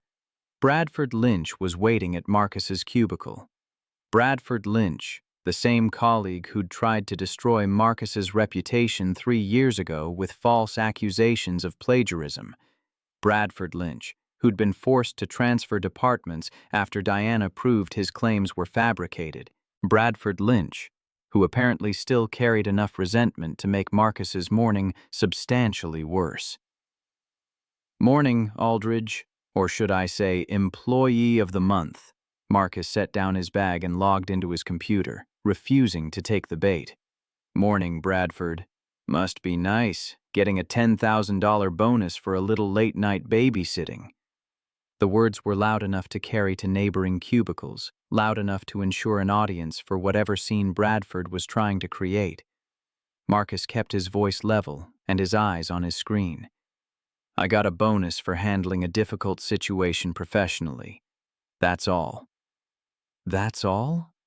Bradford leaned against the cubicle partition with the casual arrogance of someone who thought his whiteness made him untouchable. "Come on, Marcus. We all know what really happened Friday night. You saw an opportunity and you took it." Marcus's hands stilled on his keyboard. Every instinct told him to walk away, to ignore Bradford's provocation, to be the bigger person. But something hot and sharp was building in his chest, something that had been building since Friday night and Monday morning, and every moment in between when he'd had to prove his decency with evidence and documentation. "What exactly do you think happened, Bradford?" "I think you drove your drunk boss home and cashed in on her gratitude. I think you played the hero card and Sterling bought it hook, line, and sinker. Felix Washington appeared from nowhere, positioning himself between Bradford and Marcus, with the kind of protective stance that made Bradford take a step back. You got something to say, Lynch. You say it with witnesses. Don't slink around someone's desk making accusations. I'm not making accusations. I'm just observing that some people get rewarded for doing the bare minimum while the rest of us actually work for our bonuses. Marcus stood up slowly, and the movement made Bradford take another step back despite himself. The bare minimum would have been leaving Diana at that restaurant to figure things out herself. The bare minimum would have been calling a taxi and washing my hands of the whole situation. What I did was sacrifice my daughter's concert and risk my career to make sure someone got home safely. And if you can't see the difference between that and whatever you're implying, then I feel sorry for you. Bradford opened his mouth to respond, but Felix cut him off. Meeting's over, Lynch. You said your piece. Now move along before I go to HR about workplace harassment. For a moment, it looked like Bradford might push back, might escalate into something uglier, but he glanced around at the colleagues who'd gathered to watch and apparently decided discretion was the better part of valor. Whatever. Enjoy your windfall, Aldridge. He walked away, and the small crowd dispersed, leaving Marcus and Felix standing in the wreckage of Monday's goodwill. Marcus sat down heavily, his hands shaking with adrenaline he couldn't quite process. Thank you. Don't thank me yet. That's going to be around the office by lunch. Felix pulled over a chair from an empty cubicle and sat down, lowering his voice. How you holding up? And don't give me the company line. Honestly, I'm furious. I'm furious that I did everything right and I'm still having to defend myself. I'm furious that Diana told the truth and people like Bradford still think they know better. I'm furious that being good isn't enough, that I have to be perfect and documented and beyond reproach just to be believed. I know, brother, I know. And the worst part? I'd do it again. If I saw Diana in trouble Friday night, I'd make the same choice. Because walking away would mean becoming the kind of person I can't live with being. But God, Felix, I'm tired of paying extra for basic decency. Felix was quiet for a moment, and when he spoke, his voice carried the weight of experience Marcus was only beginning to understand.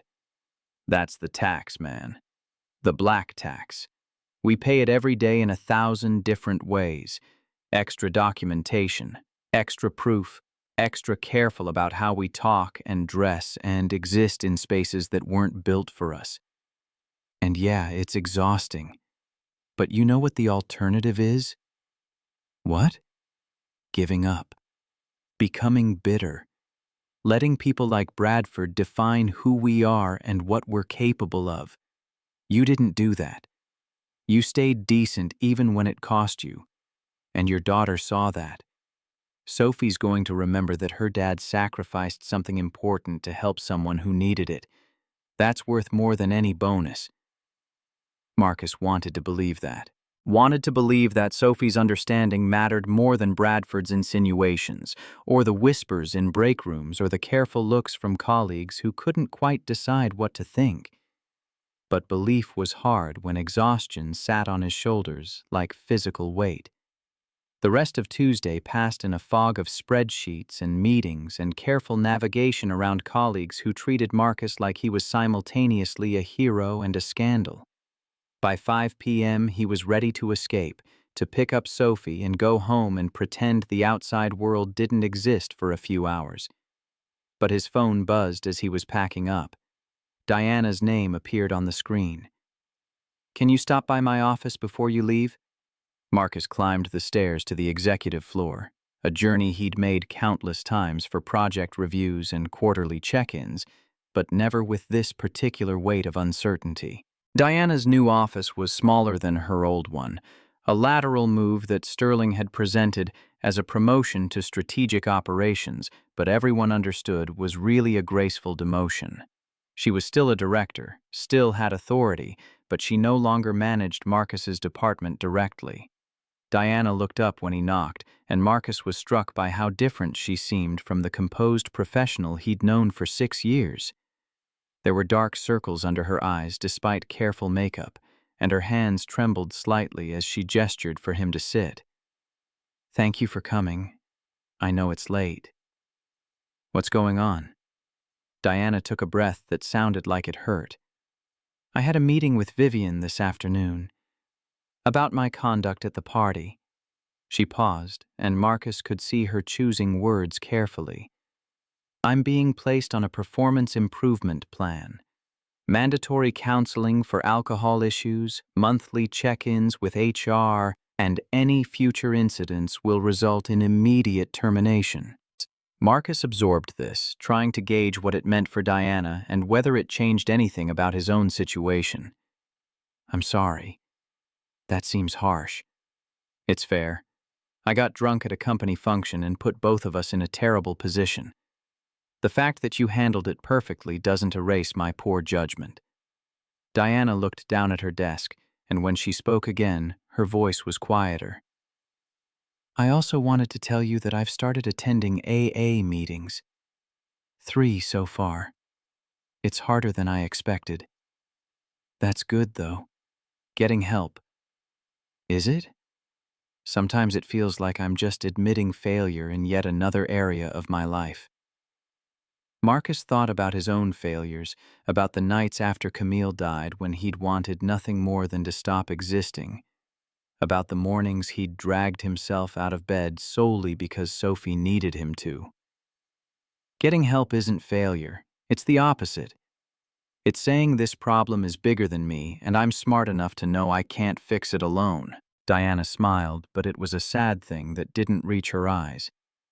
"You're very kind, Marcus, especially considering I almost destroyed your career Saturday morning." "You didn't, though. You told the truth when it mattered. After almost telling a lie that would have ruined you." She shook her head. "I don't know if you can understand how close I came to making that call to the police, how certain I was in that moment that you'd done something terrible. And then Sophie appeared, and I saw the house and the evidence you'd left, and I realized the only terrible thing was my assumption." Marcus understood more than Diana probably realized. He understood how fear could override reason, how trauma could make you see threats everywhere, how easy it was to believe the worst about people when the worst had already happened to you once. "You told me about what happened 20 years ago, when you were an intern." Diana's hands stilled on her desk. "I shouldn't have brought that up." "It's not an excuse. It's not an excuse, but it's an explanation. And it helps me understand why you were so scared Saturday morning. The man who assaulted me at that party got promoted 6 months later, made partner within 2 years. No one believed me then either, but for the opposite reason. They assumed I was lying to destroy his career, that I'd gone with him willingly, and regretted it later." Diana's voice had gone flat. The affect of someone reciting facts they'd lived with so long the emotion had worn away. "So, Saturday morning when I woke up in your house, my first thought was that it had happened again. And my second thought was that this time I had to act faster, had to protect myself before anyone could say I was lying. But you didn't." "But I almost did. And the only reason I didn't is because your 8-year-old daughter appeared asking if I wanted soup." They sat in silence for a moment, two people bound together by a Friday night that had revealed more about both of them than years of professional interaction ever had. "I need to ask you something." Diana looked up and met his eyes directly. "Are you angry with me? For putting you in that position? For almost accusing you? For everything?" Marcus considered the question honestly, examining his feelings with the same analytical approach he brought to financial projections. "I'm not angry at you. I'm angry at the situation. I'm angry that we live in a world where I have to document good deeds like crimes, and you have to relive trauma every time something triggers that memory. I'm angry that doing the right thing almost destroyed both of us in different ways. But not at me specifically. Not at you specifically. Diana's shoulders dropped slightly, some tension releasing.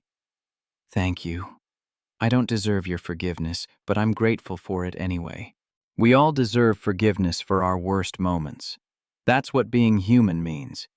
Marcus left Diana's office feeling heavier than when he'd arrived, weighted down by the recognition that Friday night's crisis hadn't really ended on Monday morning.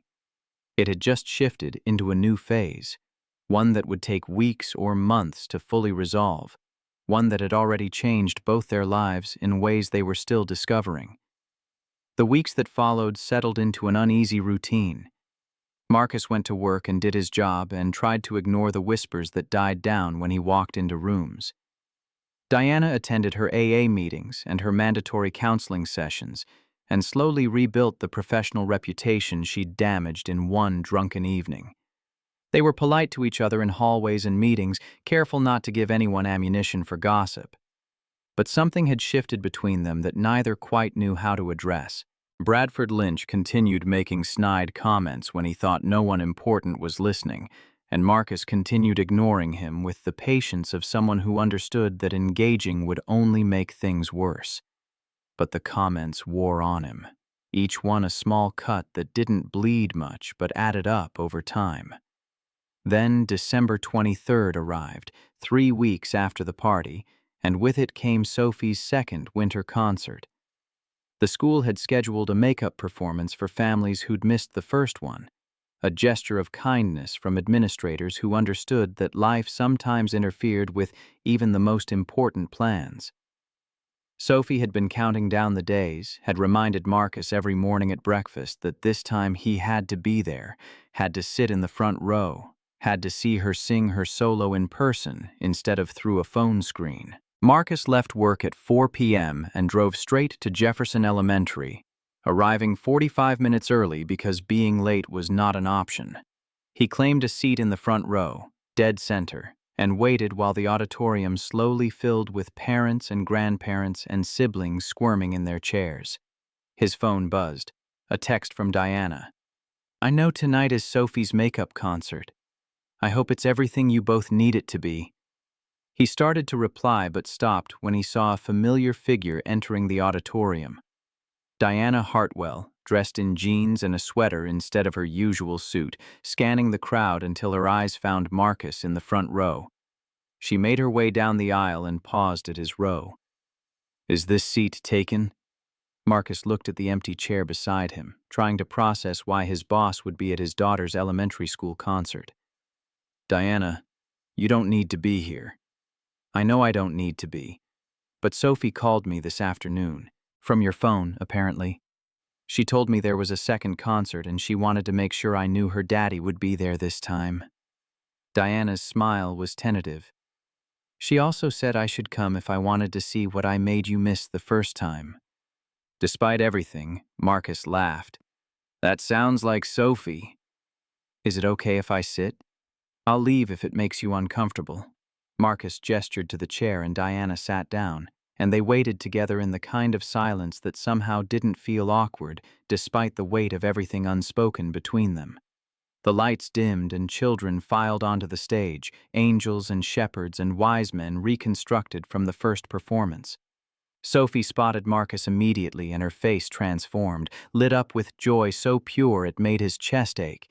She waved, a small, subtle wave meant just for him, and Marcus waved back. The concert progressed through various songs and performances, and when Sophie's second-grade class took the stage for Silent Night, Marcus felt his heart rate pick up. This was the moment he'd missed, the solo his daughter had practiced for weeks, the performance he'd sacrificed to help the woman sitting beside him. The other children sang the first verse together, and then they stepped back and Sophie stepped forward.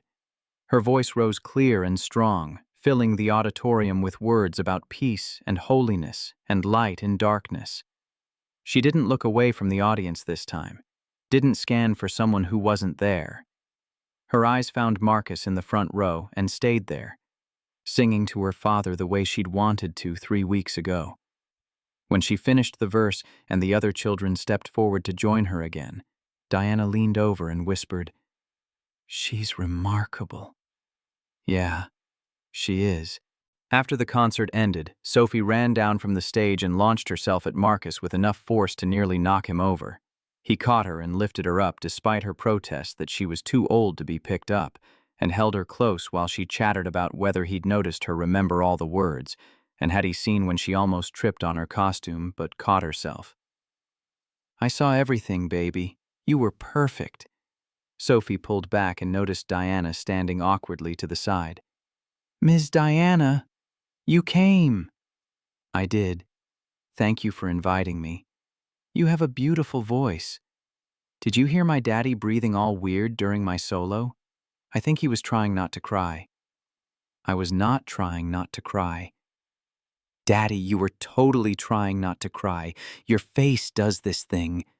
Sophie demonstrated by scrunching up her face in what Marcus had to admit was a fairly accurate impression of him fighting tears. Diana laughed, a real laugh that sounded lighter than anything Marcus had heard from her in weeks. "It's okay to cry during your daughter's concert.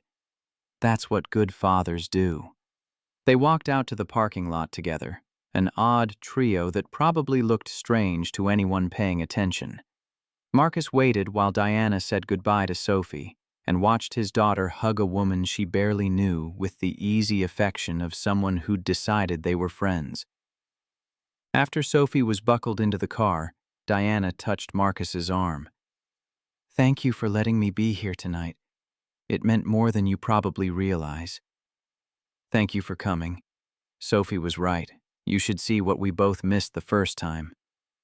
Diana nodded and walked to her car, and Marcus drove home with his daughter, chattering in the back seat about who'd messed up their lines and who'd worn the best costume, and whether they could stop for ice cream, even though it was a school night.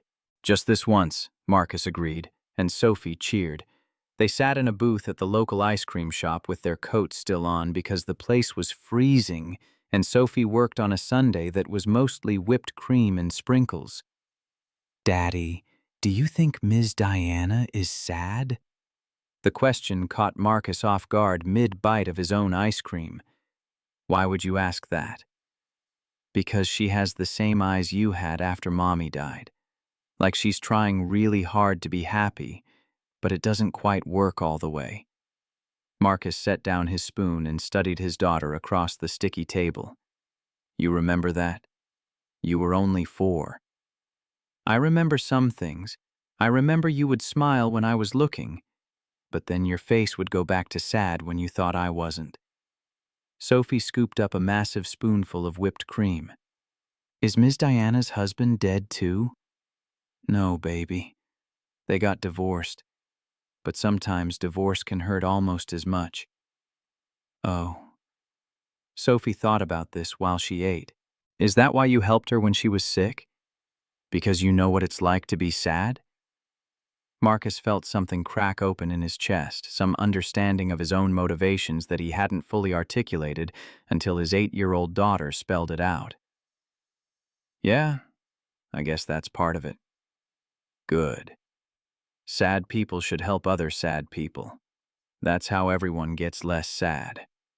They finished their ice cream and drove home through December darkness, and Marcus tucked Sophie into bed with her stuffed elephant and her glow-in-the-dark stars overhead. "Thank you for being there tonight, Daddy. I knew you would be." "I promised, didn't I?" "You always keep your promises, even when they're hard." Marcus kissed her forehead and started to leave, but Sophie called him back. "Daddy, I think Miss Diana is getting less sad. I could tell at the concert." "What makes you say that?" "Because when I sang, she smiled like she meant it. Not just with her mouth, but with her whole face. Like you do now instead of after Mommy." Marcus stood in his daughter's doorway and wondered when she'd gotten so perceptive, when she'd learned to read adult emotions with such clarity. "Get some sleep, baby. Tomorrow's Thursday and you have library. Love you bigger than the clouds. Love you bigger than the whole sky." The winter holidays arrived with their usual chaos of school breaks and last-minute shopping, and Sophie's determination to bake cookies, even though she mostly just ate the dough. Christmas came and went in a blur of wrapping paper and new books and a bicycle Marcus had bought with part of his bonus, watching Sophie ride in circles around the driveway while Mrs. Patterson cheered from the porch. New Year's arrived quietly, just Marcus and Sophie watching the ball drop on television and eating popcorn, and when the clock struck midnight, Sophie insisted they make resolutions. "I resolved to read 20 chapter books this year." Sophie was very serious about this. "What's your resolution, Daddy?" Marcus thought about the past month, about everything that had happened and changed and been revealed. "I resolved to keep being the kind of person you think I am." "You're already that person." "Then I resolve to stay that person even when it's hard." "Good resolution." Sophie yawned, the late night catching up with her. "Can I go to bed now?" "Of course, baby." January settled into its usual bitter cold, and work returned to normal with the slow erosion of gossip that came when new scandals replaced old ones. Bradford Lynch moved to a different department entirely after an unrelated incident involving misreported expenses, and his absence made the analyst floor feel lighter. Diana attended her AA meetings and her counseling sessions, and gradually rebuilt the confidence that had crumbled the night of the party. Marcus and Diana developed an unlikely friendship, built on shared trauma and mutual understanding. They had coffee occasionally in the break room, conversations that ranged from work projects to Sophie's latest adventures to Diana's slow reconciliation with her son Ethan. She was seeing him more often now, working with her ex-husband to establish a custody arrangement that gave her every other weekend and one weeknight for dinner. "He's starting to trust me again." Diana stirred cream into her coffee with hands that no longer trembled. "Last week he asked if he could spend his birthday with me instead of going to Robert's wedding celebration. It's a small thing, but it feels enormous." "That's wonderful." "It's because of you, in a way. Watching how you are with Sophie. Seeing what good parenting actually looks like. It made me realize I'd been letting work consume everything, using my job as an excuse to avoid the harder work of being present for Ethan." Marcus thought about the sacrifices he'd made over the years, the promotions he hadn't pursued because they would mean longer hours and less time with Sophie, the career advancement he'd traded for bedtime stories and homework help. "Being present is the only thing that matters in the end. Jobs come and go, but our kids only get one childhood." Profound wisdom from Marcus Aldridge. But Diana smiled when she said it, and the smile reached her eyes this time. February brought Sophie's 9th birthday, a party in Marcus's backyard despite the cold because Sophie insisted on outdoor adventures even in winter. Diana came with Ethan, who was shy at first but gradually relaxed when Sophie appointed herself his tour guide and showed him her collection of interesting rocks. Marcus watched them from the kitchen window while he prepared sandwiches, watched his daughter include a lonely 12-year-old in her celebration with the unconscious kindness that made his heart ache with pride. Diana appeared beside him, also watching the kids. "Thank you for inviting us. Ethan doesn't have many friends right now. The divorce has been hard on him socially." "Sophie doesn't have many friends either. Being the kid with the dead mom makes other parents uncomfortable at play dates." Marcus cut sandwiches into triangles because Sophie insisted triangles tasted better. "But maybe that's why they'll be good for each other. They both know what it's like to have missing pieces." "We all have missing pieces, I think. The question is whether we let those pieces define us, or whether we build something new around them." Marcus looked at Diana, at this woman who'd been falling apart 3 months ago and was now standing in his kitchen talking about resilience and growth. "You're doing better. I can see it. 4 months sober as of last week. 90 days since my last panic attack. 60 days since Ethan called me by my first name instead of Mom." Diana counted these victories on her fingers like they were treasures. Small progress, but progress nonetheless. "That's not small. That's everything."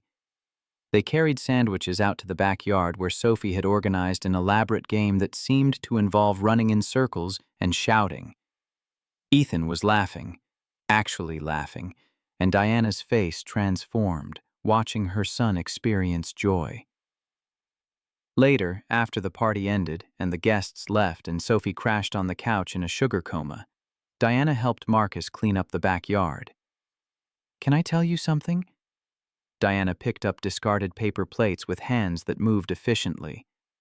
"The night of the party, when I was drinking all that wine, I was trying to work up the courage to do something stupid." Marcus stopped what he was doing and gave her his full attention. "How stupid?" "I had pills in my purse. Not enough to kill myself, but enough to make a statement. A cry for help that would have looked like an accident." Diana's voice was steady, clinical, like she was discussing someone else's crisis.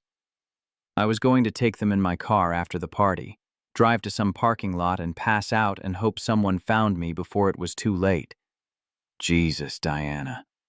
"But then I drank too much wine instead, and my phone broke, and you intervened. You literally saved my life that night, Marcus. Not metaphorically, actually saved it." Marcus set down the trash bag he was holding and tried to process this information. "Why are you telling me this now?" "Because I'm learning in therapy that keeping secrets gives them power, and because you deserve to know that the choice you made Friday night meant more than you realized at the time." Diana looked at him directly. "You didn't just help a drunk colleague get home. You interrupted a suicide attempt." The weight of this settled on Marcus's shoulders like a physical thing. All his careful documentation and protective measures had been focused on saving his own reputation, but in the process he'd actually saved a life. The irony wasn't lost on him. "I didn't know. I know you didn't. But I need you to know now. Need you to understand that when Sophie tells people her daddy is a hero, she's more right than she realizes." They finished cleaning in silence, both processing the revelation in their own ways. When the backyard was restored to order, Diana prepared to leave, calling Ethan from where he was showing Sophie his phone. Before getting in her car, Diana turned back to Marcus one more time. "I'm testifying in a case next month. A woman at another firm was assaulted by her supervisor. It's similar to what happened to me 20 years ago, and the lawyers asked if I'd be willing to speak about my experience." She took a breath. "I said yes, because watching you stand up and tell the truth about Friday night, watching you refuse to be ashamed of doing the right thing, it made me realize I've been carrying shame that isn't mine to carry." "That's incredibly brave." "That's the thing, though. I don't feel brave. I feel terrified.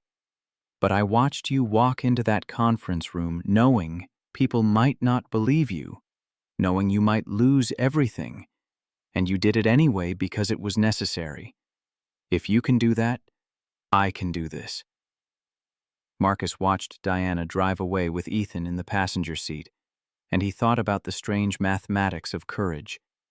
How one person's decision to be decent despite danger could ripple out in ways they'd never anticipate. How choosing to help even when it cost him Sophie's concert had somehow given Diana the strength to face her own demons. The world didn't make sense most of the time, but occasionally it offered these moments of perfect clarity, where everything connected in ways that felt almost ordained. March arrived with the first hints of spring, and Marcus's life settled into rhythms that felt sustainable for the first time in years. Sophie continued thriving at school, bringing home report cards and art projects and stories about her friend Emma's new puppy. Diana continued healing, marked by increasing time with Ethan and decreasing dependence on emergency phone calls to her sponsor. They had coffee once a week now, a standing Thursday morning meeting that wasn't about work, but about life. Diana talked about her testimony in the assault case, how difficult it had been to recount her own trauma, but how necessary it had felt. Marcus talked about Sophie's growing questions about her mother, about how to honor Camille's memory while building a life that moved forward. She asked me yesterday if I was lonely. Marcus stirred sugar into his coffee even though he usually drank it black. Wanted to know if I'd ever want to get married again. What did you tell her? I told her I wasn't lonely as long as I had her. But I don't know if that's true or if it's just what I needed to say to make her feel secure. Diana considered this, her fingers tracing the rim of her mug. I think loneliness and being alone are different things. You can be alone and content. You can be partnered and desperately lonely. The question isn't whether you're lonely. It's whether you're open to connection when it appears. Are you? Open to connection? I'm learning to be. Slowly. Therapy is helping me understand that what happened with Robert wasn't about me being unlovable. It was about him making choices I couldn't control. Diana looked up and met his eyes. What about you? Are you open? Marcus thought about the question honestly, examining his heart with the same care he brought to financial analysis. I don't know. Sometimes I think, yes, I could imagine building something new with someone. Other times I think Sophie and I are enough, that trying to add someone else would just complicate what works. Those aren't mutually exclusive, you know. You and Sophie can be enough, and you can be open to possibility. They sat in comfortable silence, two people who'd been through fire together and emerged, changed, but not broken. Outside the break room window, March rain streaked the glass, and somewhere 12 floors down Chicago went about its business, unaware that small moments of grace were happening in corporate coffee breaks. Marcus, can I ask you something personal? We're past the point of not being personal, don't you think? Diana smiled. Fair point. Do you ever regret it? Helping me that night? Marcus had been asked variations of this question by Felix and Sophie, and even Sterling in a quarterly review. But Diana asking carried different weight, required deeper honesty. I regret missing Sophie's first concert. I'll carry that regret for a long time. But I don't regret helping you, even knowing what it cost. Because the alternative was becoming someone I couldn't live with being, and that cost would have been higher. Your daughter is very lucky. I'm the lucky one. She makes me want to be better than I am. That's what children do, I think. They hold mirrors up to our best selves and ask us to live up to the reflection. April brought Sophie's science fair, a volcano project that covered Marcus's kitchen in baking soda and vinegar stains. Diana came over one evening to help with the presentation board, bringing Ethan, who provided expert advice on font sizes and color schemes. Make the title bigger, Ethan instructed Sophie with the seriousness of a graphic designer. People need to see it from across the gym. Sophie accepted his advice with gratitude, and the two of them worked on the board while Marcus and Diana prepared dinner. It felt natural having Diana in his kitchen. Felt right having Ethan's voice mixing with Sophie's in the living room. Marcus wondered when this had happened, when his carefully controlled solitary life had expanded to include other people's complications. The science fair was held on a Thursday evening, and Diana and Ethan showed up along with Mrs. Patterson and Felix Washington and his family. Sophie beamed, presenting her volcano to a crowd that included people who cared about her, and when she won second place, she hugged Marcus first and then ran to hug Diana second. Did you see? Did you see how big the eruption was? Diana laughed and hugged her back. I saw everything. You were magnificent. Walking to the parking lot afterward, Sophie between them holding both their hands, Marcus caught Mrs. Patterson watching with knowing eyes. She'd been around long enough to see where this might be heading, perceptive enough to notice what Marcus himself was only beginning to acknowledge. May arrived with weather warm enough for outdoor activities, and Sophie lobbied for a trip to the beach.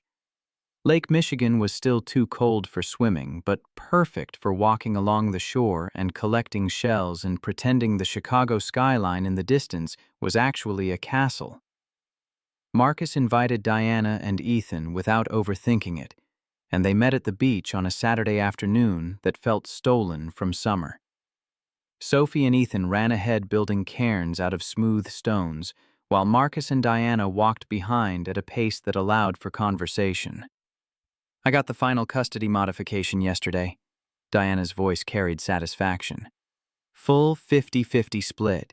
Ethan spends half his time with me now. That's wonderful. It's more than wonderful. It's evidence that change is possible, that mistakes don't have to define us forever. She paused, watching Ethan help Sophie balance a particularly tricky stone. Thank you, Marcus. For what? For showing me what it looks like to put your child first. For demonstrating that being a good parent means showing up even when it's hard. For being the kind of person who made me want to be better. Marcus thought about that night in December, about the choice he'd made and all the consequences that had flowed from it. Good consequences and hard ones, expected outcomes and surprising revelations. He'd been so focused on documentation and protection that he'd missed the larger truth. Sometimes doing the right thing changed everyone involved. I think we helped each other. His words came slowly, carefully. You stood up for me when it mattered. You told the truth when lying would have been easier. That took courage I'm not sure I would have had. We'll never know, will we? What we would have done in each other's positions. We only know what we actually did.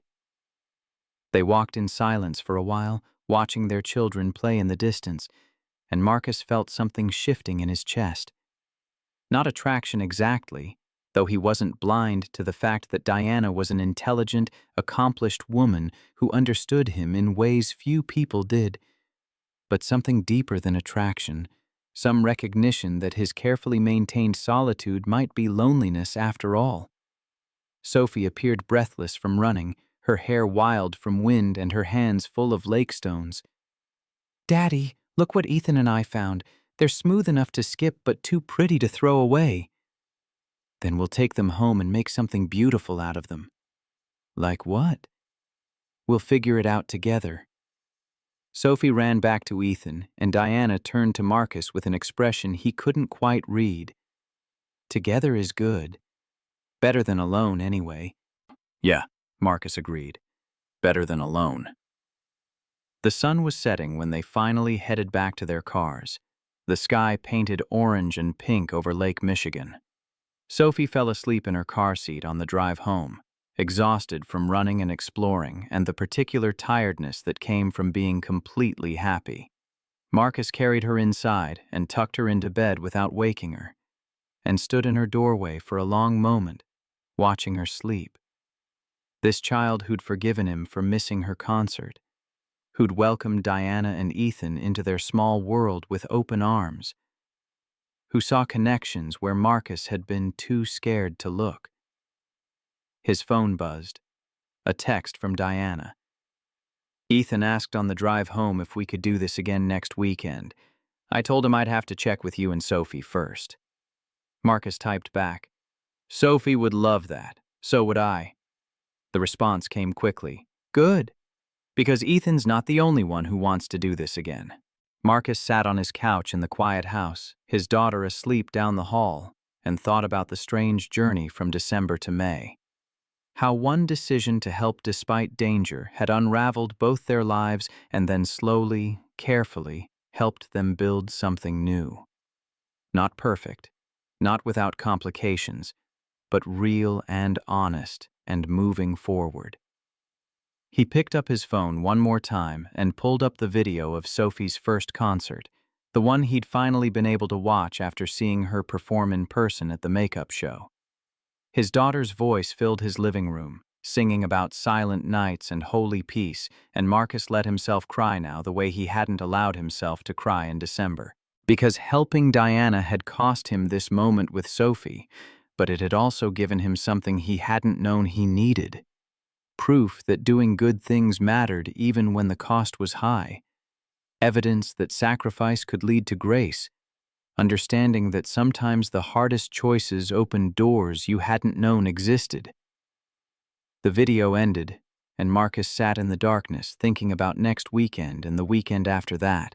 about Sophie and Ethan building cairns on the beach, about Diana's hand brushing against his while they walked, about the possibility of building something bigger than solitude.